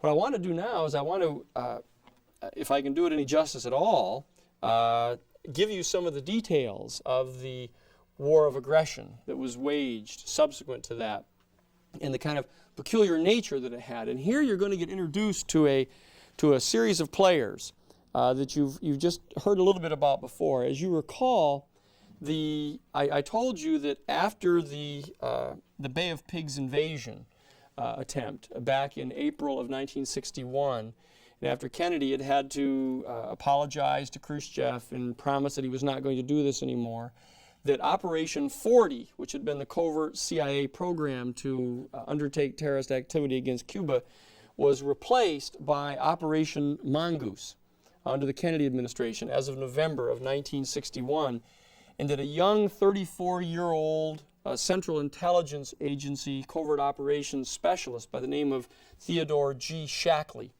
had been brought in from Berlin to head up the CIA station in Miami. I went on to point out that the CIA station in Miami, from that point forward, from November of 1961 on to mid-1965, June actually, became the largest single installation for the Central Intelligence Agency outside of Langley, Virginia. And it was functioning inside the United States, engaged in massive domestic criminal covert operations directly contrary to the charter of the Central Intelligence Agency. All of it being run by this young whiz kid, Theodore G. Shackley. I touched briefly upon Shackley's background, that he had been, was a native German, born in Germany, and came to the United States immediately prior to World War II, and had gone into the United States Army as a member of the Counterintelligence Corps, and that he'd been connected as a German-American translator to the bizarre negotiations that went on at the immediate end of World War II with Reinhard Gehlen, the Third Reich's commander of anti-Soviet and anti-communist warfare and intelligence gathering. This same young fellow who had been assigned back to Berlin, working directly under Reinhard Gehlen from his inception, the inception of the CIA in 1947, all the way up until 1961 November, had come on as the CIA station chief, and he stayed there until 65. All of this activity that I've discussed with you today, leading on up into the major airstrikes in August of 1964, have now started a massive military campaign and covert operations campaign in Southeast Asia. And not surprisingly, the talents of Theodore Shackley were called upon again. In mid-1965, with Lyndon Johnson now in office, he had come into office, as you know, in November of 1963, had run for re-election, run for his first election, actually, in November of 1964, had been elected president, and came on in January of 1965, for the first time was inaugurated as president in his own right. And he began a major series of actions in Southeast Asia, for which he called upon the peculiar talents of Theodore Shackley. Theodore Shackley, having been the former chief of station in Miami, had run into some difficulty because the Cubans, the anti-Castro Cubans in the Miami station, had been caught engaged in the massive smuggling of heroin. As you might notice, it wasn't foreign to their nature, as I'd pointed out to you earlier, since they had been people that had been working with Santo Trafficante and the people in Havana in the major opium and heroin smuggling operations with Paul Helliwell of the CIA. But they got caught in the middle of this thing, and it became time to sort of abandon, finally, the official CIA operations against Cuba in mid-1965, June. At that point, Theodore Shackley was taken, and though he made a slight tour through Rome, where he became the deputy CIA station chief in Rome, he was then sent into Laos, arriving in Laos in 1965, where he became the deputy CIA station chief. And he brought with him his coterie of people from the Miami station, the most important one of which, of course, was Thomas Kleins, his deputy. He brought with him Rafael Chichi Quintero. He brought with him Felix Rodriguez. He brought with him Ricardo Chavez. He brought with him a whole series of the people that had been involved in the special criminal covert operations against Cuba, specifically many of those that had been involved in Task Force W, that had been tasked to assassinate Fidel Castro, and whom, as you recall, I've stated to you was the unit, members of which participated in actually killing the president. This group of people was transferred in mid-1965 into Laos. And you begin to get some of the color of this war now. Theodore Shackley, when he came on as the deputy CIA station chief, immediately established contact with a man by the name of Vang Pao. Vang Pao was a prince of the Hmong tribe, the Mao tribe in Laos, was a major opium trafficker. And Theodore Shackley decided that the way to conduct the covert war in Laos against the Pathet Lao allies of the Viet Minh over in Vietnam was to, of course, assassinate them. He'd found that to be a very good strategy. It was less costly and less dangerous for his operatives. So he decided that what he was going to do is establish a political assassination operation against the Pathet Lao. And he was going to house this assassination operation inside the Hmong tribe. And in order to encourage Vang Pao to support this operation and to finance the operation in a way that wouldn't be discoverable by the Congress reviewing the expenditure of funds, he decided on a very ingenious operation. He decided that what he would do is he would bring in a special liaison to Vang Pao, a man by the name of Carl Jenkins. Carl Jenkins had been a liaison to the Task Force W people and a trainer of the Bay of Pigs people for the Central Intelligence Agency. He was assigned liaison responsibilities to Vang Pao. And then they decided that what they would do is they would ingratiate themselves in the CIA station to Vang Pao by doing him a special favor. Vang Pao had been in a three-way competition with two other major opium traffickers in Laos. And so what they decided to do, Shackley, who, make no mistake about it, is a genius at these things, decides that what he's going to do is undertake a selective campaign to eradicate opium trafficking in Laos. But he's going to focus all of his attention on the two competitors of Vang Pao. And so he brings in a young major by the name of Richard V. Secord, United States Air Force, and assigns him responsibility for undertaking a covert air operation against the two competitors of Vang Pao.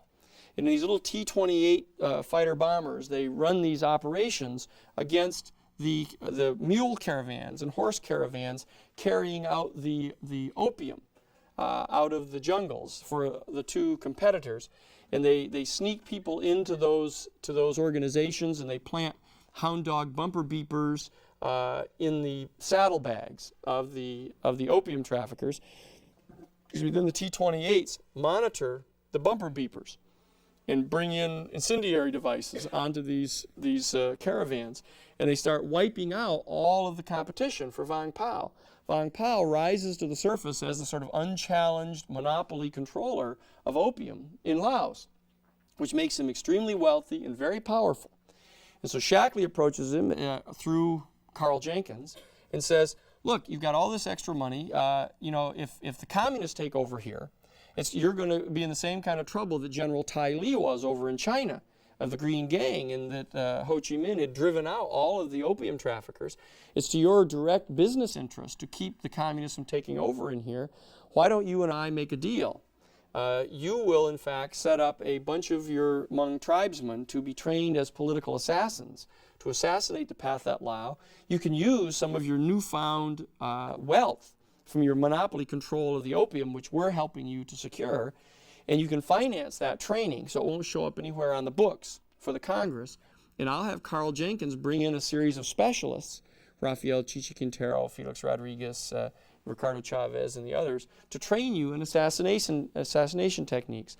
This operation began in 1965-66 in Laos, and it became so radically successful that it eventually became adopted by MACV SAG in Southeast Asia. As of 1968, was under the command of a man by the name of John K. Singlaub. A United States general was in charge of MACV SAG, and they began to instigate, through the assistance of the Central Intelligence Agency with Theodore Shackley, a major program of political assassination, which came to be known as the Phoenix Program. The Phoenix Program became quite infamous in the history of the Vietnam War. There's a major book written about this by a man by the name of Douglas Valentine called The Phoenix Program, which you can get in most bookstores. It goes into great detail about this. The Central Intelligence Agency acknowledges having assassinated some 22,814 people. The South Vietnamese government acknowledges, in working with the same program, having assassinated 41,216. So there's some discrepancy as to how many they actually assassinated, and if you don't tend to believe these people anyhow, you can assume that it was probably more. But that entire operation was run by the Central Intelligence Agency in coordination with MACV SAG, Special Green Beret units. And they had groups they called the Provisional Reconnaissance Teams. They would go in and identify people and assassinate them in their sleep. It was just a massive campaign to expunge the infrastructure of Southeast Asia. Anyone that they were not positive were supporters of the Diem regime would, in fact, or later on the other regimes that were brought in, first of Big Min and then of New. This is the tone and activity of the kind of things that were going on. So massive opium smuggling going on. Shackley and Kleins introduced Vang Pao to Santo Trafficante in 1968. Trafficante flew over their former cohort in the Miami station in their operations, not only for the CIA operations of smuggling heroin in from Cuba, but also in the anti-Castro plotting. 1968, Traficante comes into Saigon. There's a meeting sponsored there with Vang Pao. They set up an alliance whereby the opium that's being produced now, this monopoly control of opium in Laos, will be shipped into the United States by Santo Traficante and his organized crime people to help generate funding, again, for their covert operations and assassination operations. The history of the aggressive warfare on the part of the United States military against the people of Vietnam is just now very much just a matter of history. The My Lai 4 massacres, the massive torturing, virtually every aspect of an unjust war is manifested in that particular campaign. The classic pictures that you've seen of, or you may not have seen actually, but with the United States military personnel taking their Bic lighters and lighting homes on fire and saying that we had to burn this town down in order to save it from the Viet Cong, and of course it destroyed everybody's property, take all the people out and put them in concentration camps to withdraw the support for the Vietnamese Viet Cong. One administration after another rising and falling, massive repression against the people. The popularity, if you could call it that, of the artificial government that had been originally established by Diem faded very, very fast. Diem was assassinated, in fact, by a United States Central Intelligence Agency instigated coup against him. They assassinated Diem and his brother, New. This is the kind of thing that went on all the way through this period. In the context of that type of massive criminal perversion, horrendous debauchery in Vietnam, houses of prostitution everywhere. The women were commandeered into becoming prostitutes for American troops. Heroin everywhere. It was the basest of all conceivable endeavors going on. It was just and you can get some sense of it, for example, of what Saigon was like in a movie called The Deer Hunter. There's a lot of them. A lot of the books that are around show you a first-hand account of what the thing looks like. So I don't want to go on at great length on that. You can find that a lot of places. What I want to do is I want to turn our attention to the political impact of this unjust war on the American culture. The devastating effect upon the culture of Southeast Asia is a matter of record. In the unjust and criminal nature of the activities themselves are a matter of public record now. Here in the United States, it was very strange. We had gone through this trauma of the assassination of President Kennedy in November of '63, and then in '64 we were being fed this line that there was this Tonkin, Bay of Tonkin incident, and all of a sudden massive amounts of U.S. military were being committed to Vietnam, and a major draft started here. Yes? Aside from the communist threat that they perceived was going on. But you got to understand, they didn't really perceive that. That what they perceived was a nationalist threat of Ho Chi Minh, who was a long-time nationalist and had basically nothing much to do with the communists at all, actually taking control of their own area. So it's essential that you don't misperceive what was going on. There was, in fact, no bona fide perception of there being some kind of communist threat. It was conceivable that Ho Chi Minh would become trading partners with the United States and with China on an equal footing, a kind of a neutral perspective like that. But there was no realistic prospect that there was going to be any type of totalitarian communist regime. In fact, Ho Chi Minh had set forth a constitution and a Bill of Rights, a Declaration of Independence, that were all modeled, in fact, directly on those of the United States. But if they were going to go around and destroy Vietnam the way they did, if the underlying assumption is that they go in and they do this to maintain U.S. business interests, then how can they extract resources that they think are there if they destroy it so much? Well, the fact is that there's a video that you should get a look at. It's over at Video Smidio. You can get it, I know. It's what's it called? Hearts and Minds is the name of it. And I'll just relate to you two specific things. You can get a good sense of it there. the video opens with Eisenhower addressing a conference of businessmen, telling them that Vietnam is rich in resources. It has magnesium, it has oil, it has rubber plantation, it has all this kind of stuff that can be developed. It's quite stark just sitting there watching him tell this to these people, trying to justify the military expenditures in Vietnam. And then there is a very peculiar set of interviews with a young naval airman that came back from Vietnam. And he had been shot down and wounded and then captured and then released. And it shows him being welcomed back to his little town of, I don't know, Sudbury or somewhere. He's driven in the back of the open car down the thing. He's brought to his little high school, and he's standing there in this peculiar kind of take with a Catholic nun to his little Catholic school where he went to high school, with a Catholic nun sitting there in her habit going like that, and a big American flag. And one of the little kids asked him, he said, well, what was it really like there? And he said, actually, it's a very, very beautiful place. It's kind of a really wonderful place, except for the people that are there. Which gives you some idea. The idea is to kind of sort of just get rid of them, get rid of these people, and get some of their own things set up, and then you can develop the oil and develop the manganese. You don't harm those type of resources in effect by just carpet bombing the people and arresting them and putting them in strategic hamlets. The resources themselves were not in any real jeopardy from this type of operation. It wasn't like in Kuwait where they would set the oil derricks on fire because they hadn't even been developed yet. So that's what was going on there. Back at home, we were being told, now a whole generation of us, that you're going to have to go, instead of just our normal go serve your 2 years, running around at some military camp somewhere and then getting done, like we had always thought about our 2 years of service. This was a real thing now, that you were going to have to go 12,000 miles away, shoot hot lead into other people's bodies and all this stuff.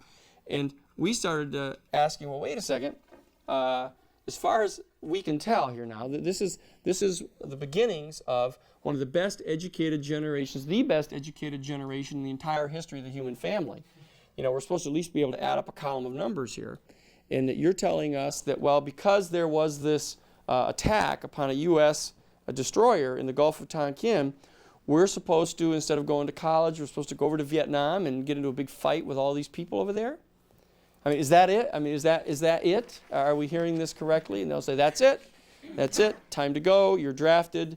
And a lot of our generation started saying no, that they weren't going to do this. Actually, we started out by saying, you're going to have to give us a better explanation than this, that this is not a bona fide explanation. What about Mike Mansfield? What about the other senators that are telling us that there was, of Church and the others, McGovern telling us that there was this attack going on this island, and these people were perceived as a support group for that. What's the story on that? No dialogue. No dialogue at all. There was to be no dialogue. There was no debate, no discussion, no anything. That it was just very simple, you're going to go. And I went to the very first teach-in that ever took place here in the United States about this war. It was in June of 1965. It was at Harvard University at Sanders Theater. Izzy Stone, I.F. Stone was there. Kissinger was there. Schlesinger was there. There was a whole big long debate about what this war was all about. And it was astonishing, the nature of the discourse on the part of the advocates of the war. It was virtually identical to a tyrannical father telling you that you were going to do what you were told. And it somehow struck us at that unique age of 18, 19 years old that that's the kind of thing that you don't have to stand for anymore. And here we were in an academic setting and being treated just like children and being ordered that we were going to go. And so more and more people decided that we weren't going. I had already resolved that I wasn't going. I'd already told them I wasn't going, and even though I'd had the 2 years of training, minus 6 weeks, that I wasn't going. But I was not proselytizing on behalf of it. I wasn't organizing on behalf of it. I was just kind of watching it. and doing my tutorial on the Vietnam War, reading the books by Bernard Fall and the others, looking at the kind of long history of this thing. But I wasn't out jumping on any bandwagon about it. And it got worse and worse. And Johnson started becoming really intemperate about the whole thing. And a peculiar thing started to happen. In 1968, by 1968, this 4-year period had gone on when he'd been elected in 64, November, came to office in 65. That period got more and more intense, with more and more of us demanding answers, and we're getting no answers whatsoever to any of this. And it all sort of came to a head in the spring of 68. Johnson was confronted by his Joint Chiefs of Staff and told that he either had to fish or cut bait, that this was going to be a disaster in there, this kind of slow increment of forces, and they were getting eaten away, and it wasn't working. There was no rising popular sentiment in South Vietnam, strangely enough, for support of the American position. There was no stable government. The government was repressive and totalitarian. And so they told him that this had to stop. Either we were going to commit to go full scale in, which they wanted to do is basically carpet bomb the North. They actually wanted to bring in nuclear weapons against the North. And they said, look at that, if you want to stop this thing dead, we can do it.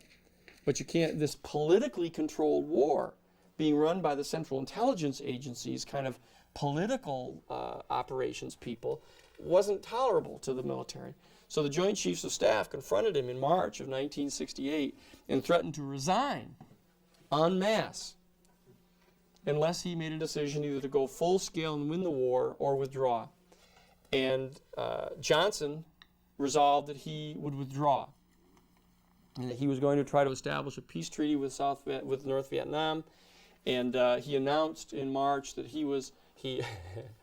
I will not seek and will not accept the nomination of my party for another term. Like, too bad, we said.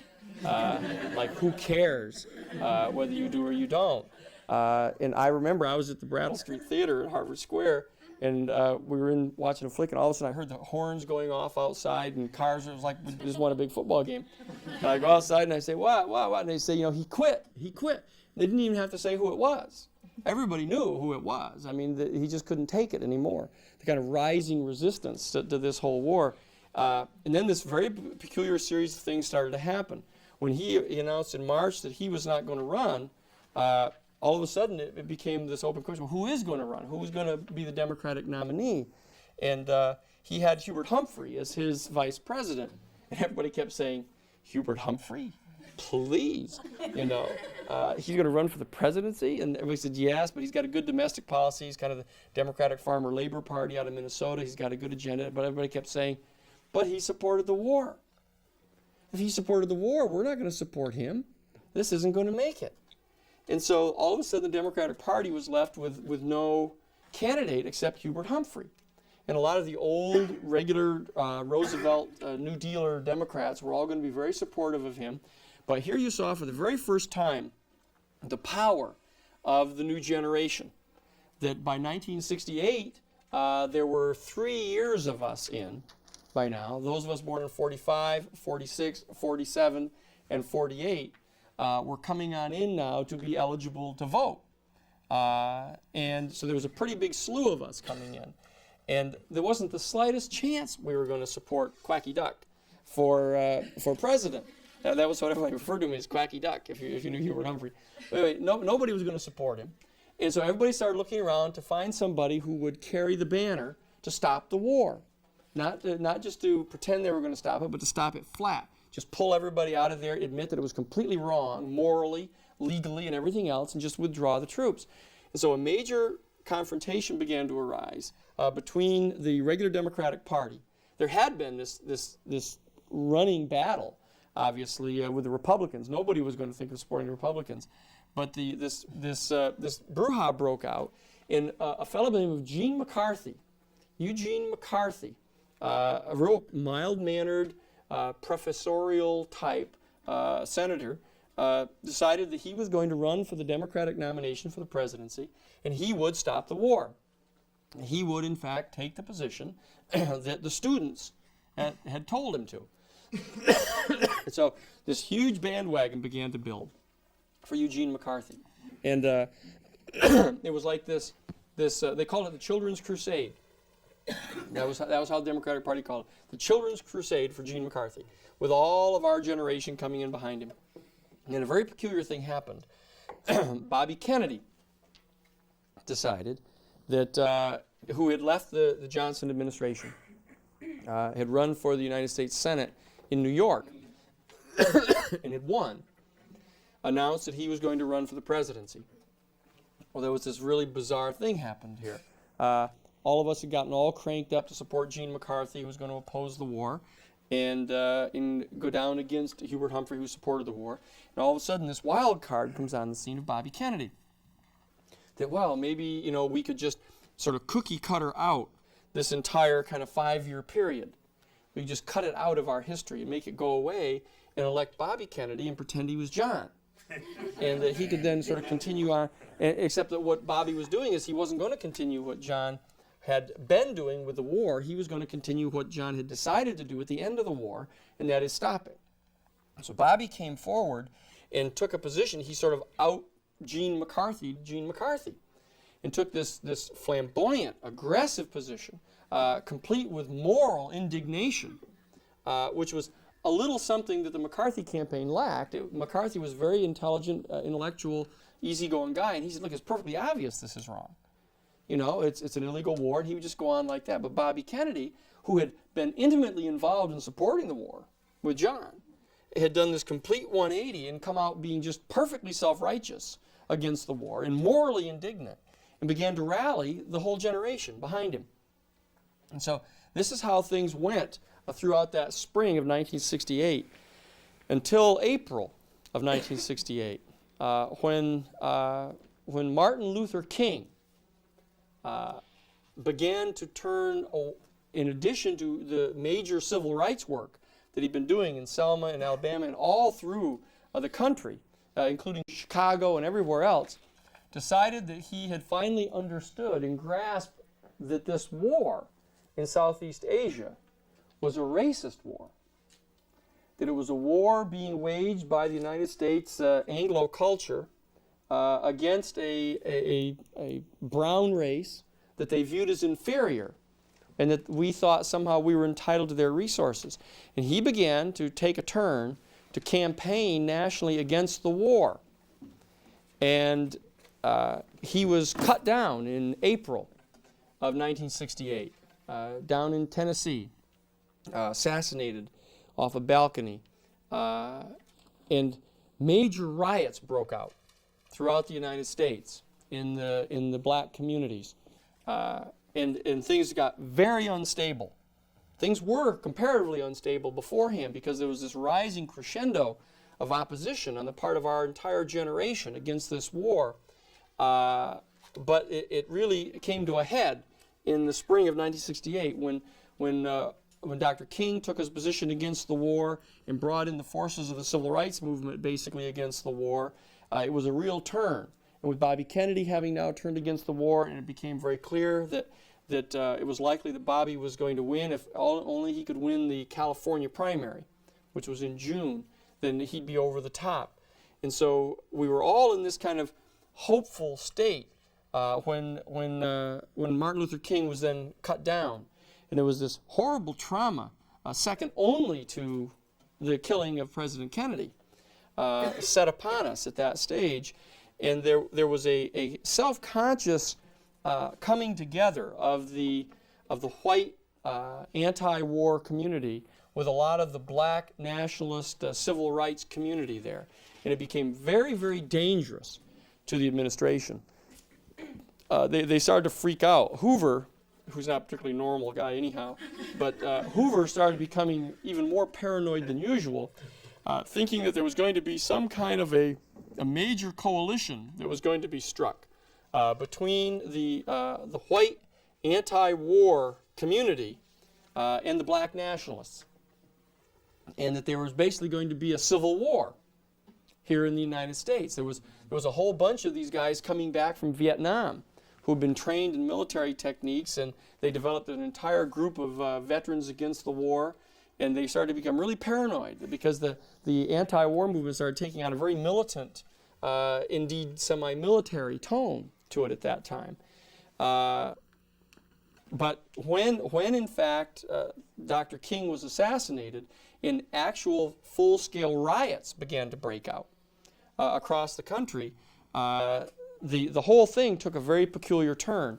I was involved in the Bobby Kennedy campaign, as I mentioned once before, because I was at Harvard Law School by this time. I'd gotten out of Harvard College, was up in Harvard Law School, and Adam Yarmolinsky was there, who was one of my professors, who was going to be the Secretary of State for Bobby, and or Abe Shea. Abe Shea was going to be his Secretary of State, and Adam Yarmolinsky was going to be his Secretary of Defense. So a lot of us that were there at the school, who had been kind of fortunate to get into that kind of a protected position, were all thinking that, well, this can be solved, you know, we can get Bobby elected and we can get everybody cranked down a little bit, we can get reforms brought about in the society, etc. So we stayed sort of steadily at the helm throughout these major riots that broke out. And then a peculiar thing started happening. This alliance that started taking place between the white anti-war movement and the black civil rights movement began to manifest itself so that strikes broke out all around the country, among the studentry, at the universities. At Harvard University, we had a major strike that went down over the fact that there were no black people hired by the buildings and grounds crews to run the maintenance programs at the universities, to say how peculiar things had gotten. It was a very kind of strange issue to sort of light up the whole campus. But what had happened is the International Black Organization, IBU, on campus, the students had a meeting with Booz Watson, the dean of students at the university, negotiating to get some black people hired into the building and grounds. They agreed to do that. The negotiations broke off. They hired a group of black men, and they made all of them apprentices to the master carpenters that were all white. Even though these men were master carpenters and master plumbers, they had to be apprentices. Well, that didn't satisfy, obviously, so a group of people went back in and seized Administration Hall at Harvard University, and then proceeded to, and the Harvard University was going to be real cool about this, and they said, well, we're mellow, you know, we're cool, we'll negotiate our way out of this. And they get Archibald Cox, appoint Archie to be the head of a committee, and we get a hold of a private memorandum saying that they're going to appoint this committee and they'll just negotiate until the steam runs out of the whole operation. And they were just going to negotiate us into oblivion, right? Well, the kids who actually taken back University Hall decided to retaliate by going into the files of the professors, since they'd seized administration headquarters at Harvard University, and started finding out who all the professors were that were working with the Central Intelligence Agency. And they started publishing these on the front page of the Boston After Dark. There was this little thing, they were shuffling them out the windows and they were running them over to the paper and printing them, and well, the administration went berserk over that. And so they sent the Massachusetts State Police in with sledgehammers and broke down the doors and threw everybody out of the windows and broke legs and arms, and the place went on strike. And then universities all around the country went on strike. I mean, I don't know, of all the, say there's, 6,000 universities in the United States, probably like half of them were on strike. And everybody walked out, and it was partly over the war, partly over the assassination of King, partly over this, partly over that. And this whole bizarre thing happened. The administration felt themselves completely beset. They thought that there was this whole uprising of a generation against their authority. And I think that's because it was true. And so we some of us still held the line, kind of say, well, we can get this solved. We all thought we were going to be in the new administration, and we're totally bigoted and biased and stupid. And so we thought it was going to work until the morning of June 5th, so when Bobby Kennedy won the California primary and was assassinated in the kitchen of the hotel after he made his speech. And we woke up that morning to go do our very first exam at Harvard Law School that June morning to discover that he'd been shot and was dying.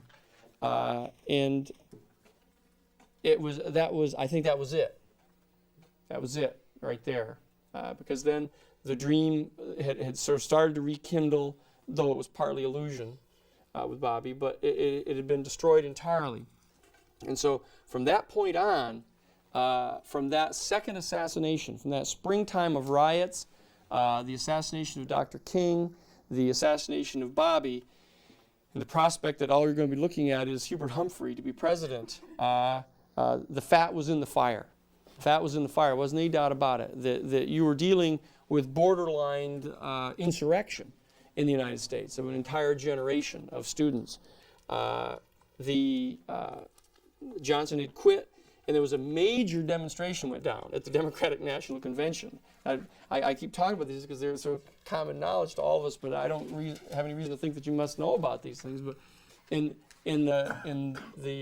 Chicago, the Democratic National Convention was convened, where Quacky Duck is going to get nominated, right, to be the president of the United States, and our whole generation is going to give me a break. You know, they're not going to tolerate this. And Boss Daley, who was the political machine boss, Boss Daley in Chicago, is on the floor of the convention, and there's this monster demonstration breaks out that our people had all gone, not all of us, but a lot of us had gone to Chicago to demonstrate in the streets against the Democratic National Convention, demanding that they put in a platform to bind Hubert Humphrey, that he was going to withdraw from the war immediately. And Hubert Humphrey wouldn't accept it. And he wouldn't allow any of our people to come onto the floor to do any speeches or to get into the caucuses or anything. So huge demonstration breaks out, and a march on the Democratic convention it starts. And Boss Daley orders the police in, and the police attack the demonstrators on national television. I mean, it's all being broadcast live, you know, with Howard, K. Smith and Walter Cronkite and Roger Mudd and all the guys running around with these big earmuffs on at the convention. And there's all these other folks running around out in the streets, and all of a sudden the Chicago police just go ape, and they attack these demonstrators and start whacking them and kicking them and pouring tear gas on them and all this kind of stuff. And the kids stand and fight and start throwing bottles back at the police and breaking street signs on the cops and rolling police cars over, and the fight was on.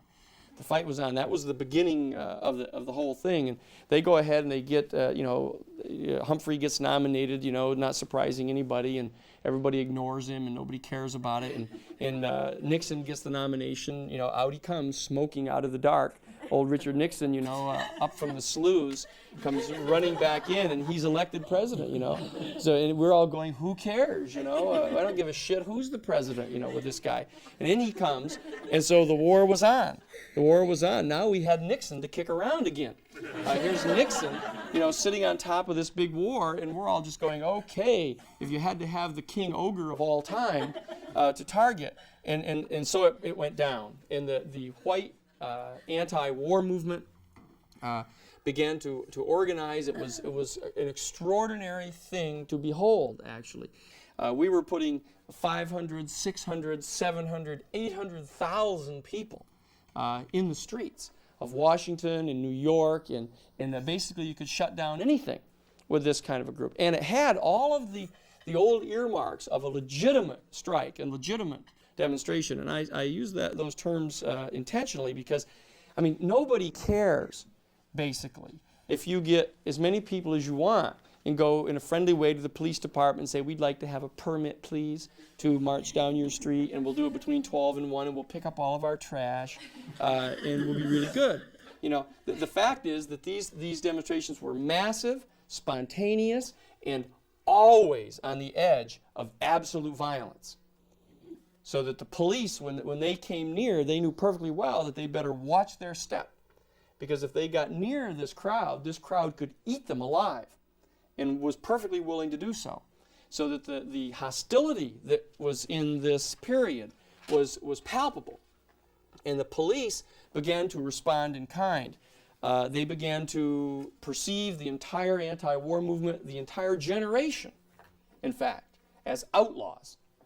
That we were somehow political revolutionaries, we were all communists, we were all violence prone, we smoked dope, we were getting laid all the time, just all the things they couldn't do. And they were furious, we were into having great music, and so we would party and riot and demonstrate and go back and study some more and go back, and they were just saying, this is absolutely unacceptable. This kind of conduct is unacceptable. And we would kept saying, to whom? And then they were having this horrible time because they couldn't get anybody to go into the draft anymore. That they would draft people and people would just go, forget it, and wouldn't go. And they got so many people refusing to go that they couldn't prosecute them all. And then they would try to prosecute just the political ringleaders. And then, of course, we would bring in actions against it saying this is politically inspired because of the political speeches this person has made. They've been targeted and we would win. So that we had an ally during this whole period, to some extent, in the courts. That the Warren Court was in place. And so a lot of us had gone in to become lawyers. That as sort of a warrior class for our generation. That we started getting a massive influx of women into the law schools, which made a vast difference. We got a lot of blacks and Hispanics, people into the law schools to become warriors for our generation. And the fact is that there was a war. So we were almost like what you can call consulary, that you're a wartime counsel to the people, and so that we ended up being involved in all kinds of extraordinary trials that went down during that period of time. And I won't have time to give you all the war stories on those, but when people keep saying, well, how in the world did just, a handful of lawyers end up being involved in all these cases, the Pentagon Papers case, there at Attica Prison when everybody's killed that day, and the Panther 21 bombing conspiracy trial, how do you end up in the middle of all these things? Well, the fact of the matter was that there was a very conscious decision on the part of our generation that we were going to use all the education that we could get, all the organizing tools, all the public education tools, all the grassroots organizing tools, all the legal tools, everything that we could use, including civil disobedience, and even including outright material violence to stop this war. And of course, that was the kicker. That was the thing that really freaked them out. I mean, the whole idea that people would actually be willing to go to violence to stop this thing. And so when the police came in and threatened you, that you would threaten them back. And that was totally disconcerting for police officers. And so that there began to form different groups within each of the movements that was consciously committed to armed struggle against the established authorities in the country. Now, it was peculiar. It was driving a lot of the sort of doctrinaire Marxists a little crazy because the people were not doctrinaire Marxists. They were not studied. They did not have detailed data and knowledge about Marxism or class struggle or any of that stuff. But they knew perfectly well that they were willing to fight and they weren't going to stand for this thing. So that there was a whole lot of very active activity on the part of classical Marxists trying to get in and get a hold of our generation to say, here, let's have self-criticism. Let's have discussions of doctrine, etc.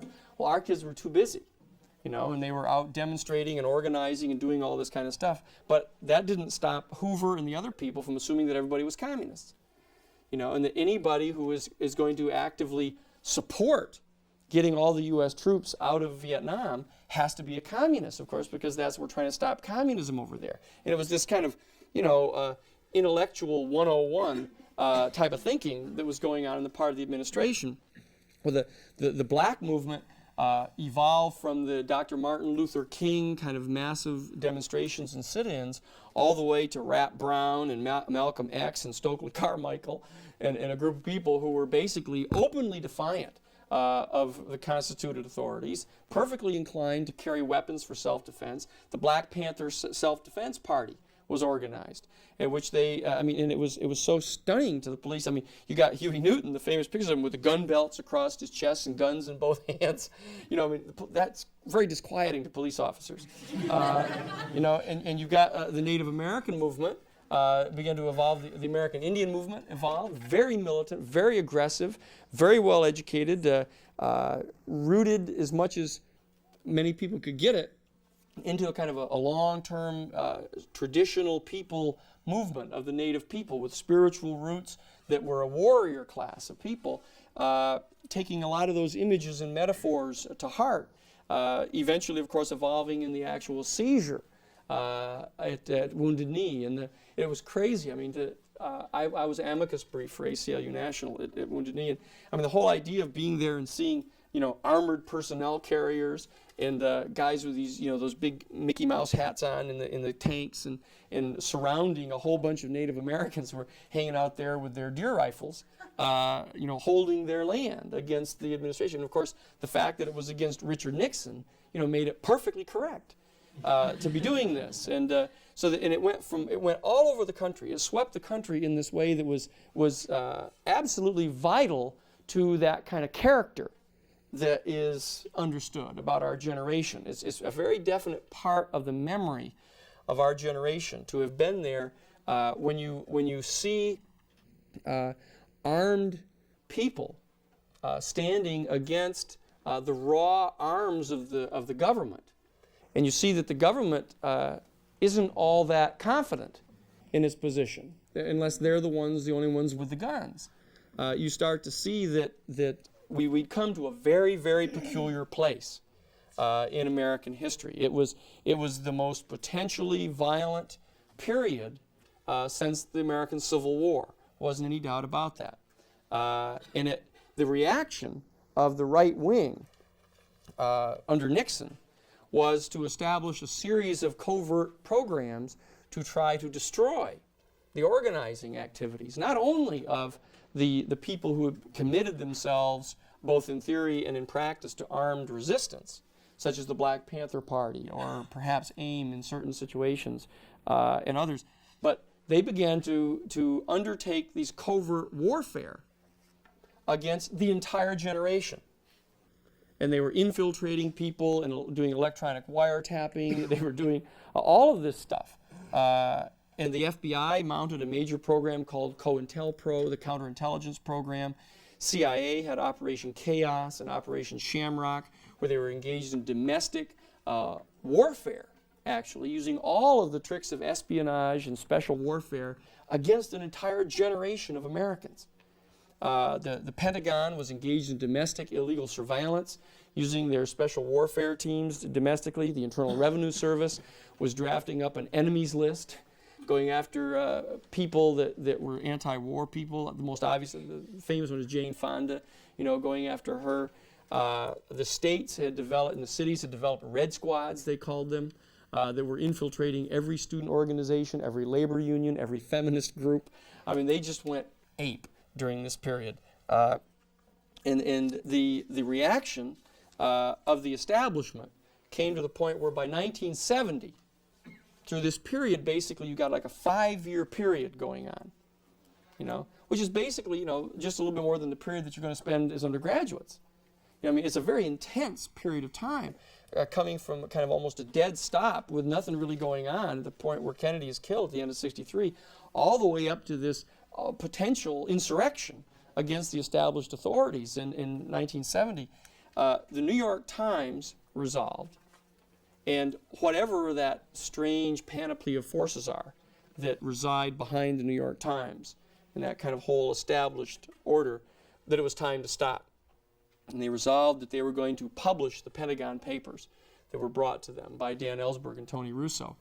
Now, that was not a foregone conclusion, because the Royal Kagel, who were the counsel for the New York Times at the time, when they found out that Neil Sheehan had a copy of the Pentagon Papers, told the New York Times, Punch Sulzberger and Jim Goodell, their executive vice president and general counsel, that if they didn't bring the papers back and give them back, that their law firm was going to turn them in to the FBI. That's when they came to the law firm where I was and suggested they might like better counsel than that. And I won't go into the big long war stories, but it happened. Jim Goodell calls. I happened to have taken the call, and we set up the appointment. He came to see Floyd Abrams and Gene Scheinman and myself, and revealed to us that they had the Pentagon Papers. And we developed a strategy of publishing the papers and developing the defenses for them, and went to it with them. And had this big litigation that went on from June 13th of 1971 all the way up to June 26th, 13 days. And it went all the way to the United States Supreme Court in 13 days. And we won the right to publish the Pentagon Papers, and that's what this is. That's the beginnings of these. There's 2 big volumes of these that virtually no one on the planet has read, I think, except us. But they came out of 47 volumes of classified cable traffic going back and forth. See, these are some of the cables that you can see here that were sent back and forth among people. And then we've got some of the actual things that were published by the New York Times, and then we've got our briefs arguing on behalf of being able to publish more. And that whole fight went down in June of '71, and that was pulling the plug, basically. The establishment pulled the plug on the war at that particular point. I had just come out of Harvard Law School. I had gotten to participate with Professor Abe Shea. He had drafted the Cooper-Church Amendment, which was the amendment that specifically put before the United States Congress the resolution to cut off all military funds for the war in Vietnam. And I was fortunate enough to be one of the 5 people selected to go down and lobby for the enactment of the Cooper-Church Amendment. Then came out of the law school and went down to the Cahill firm, was fortunate enough to be there when the Pentagon Papers case was brought to us, was fortunate enough to litigate that with them. We won that. And the reaction on the part of the national security state bureaucracy, this whole group of covert warriors, was very specific at that point. They determined that they had somehow been betrayed. They began scurrying around, and they started to dive. They started to hide out. They started to craft covert operations that could no longer be controlled by their superiors. The Nixon administration moved to set up the plumbers. He basically figured that he'd been betrayed by the establishment. They were pulling the plug on him.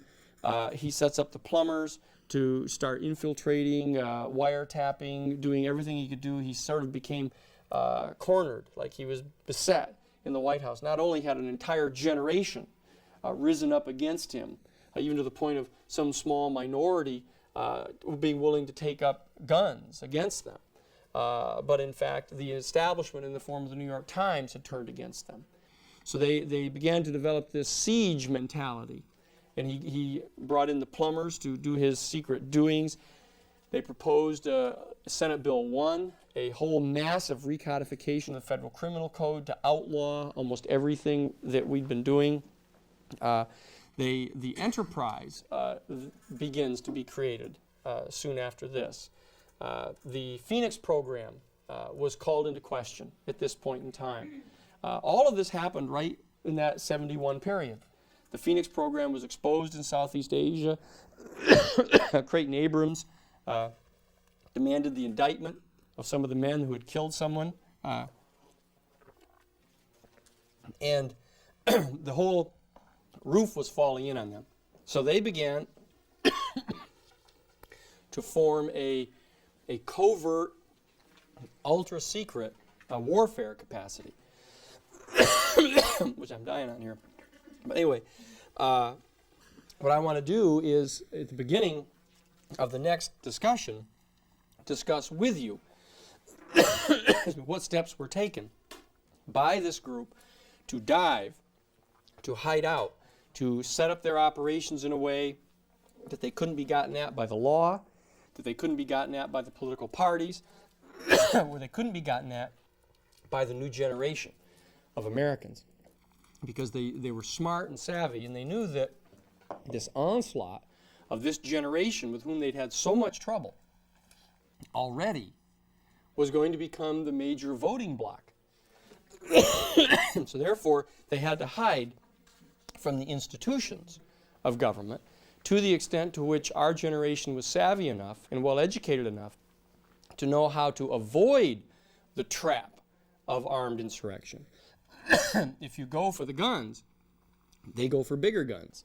And they get big guns, and they do all kinds of stuff. You need to have a mass-based, well-educated, disciplined group of people to be able to work on every single level, through the legal structures, through the political structures, through the public education structures, everywhere. And our people consciously backed away from the option of direct insurrection against the government itself and backed into this other option.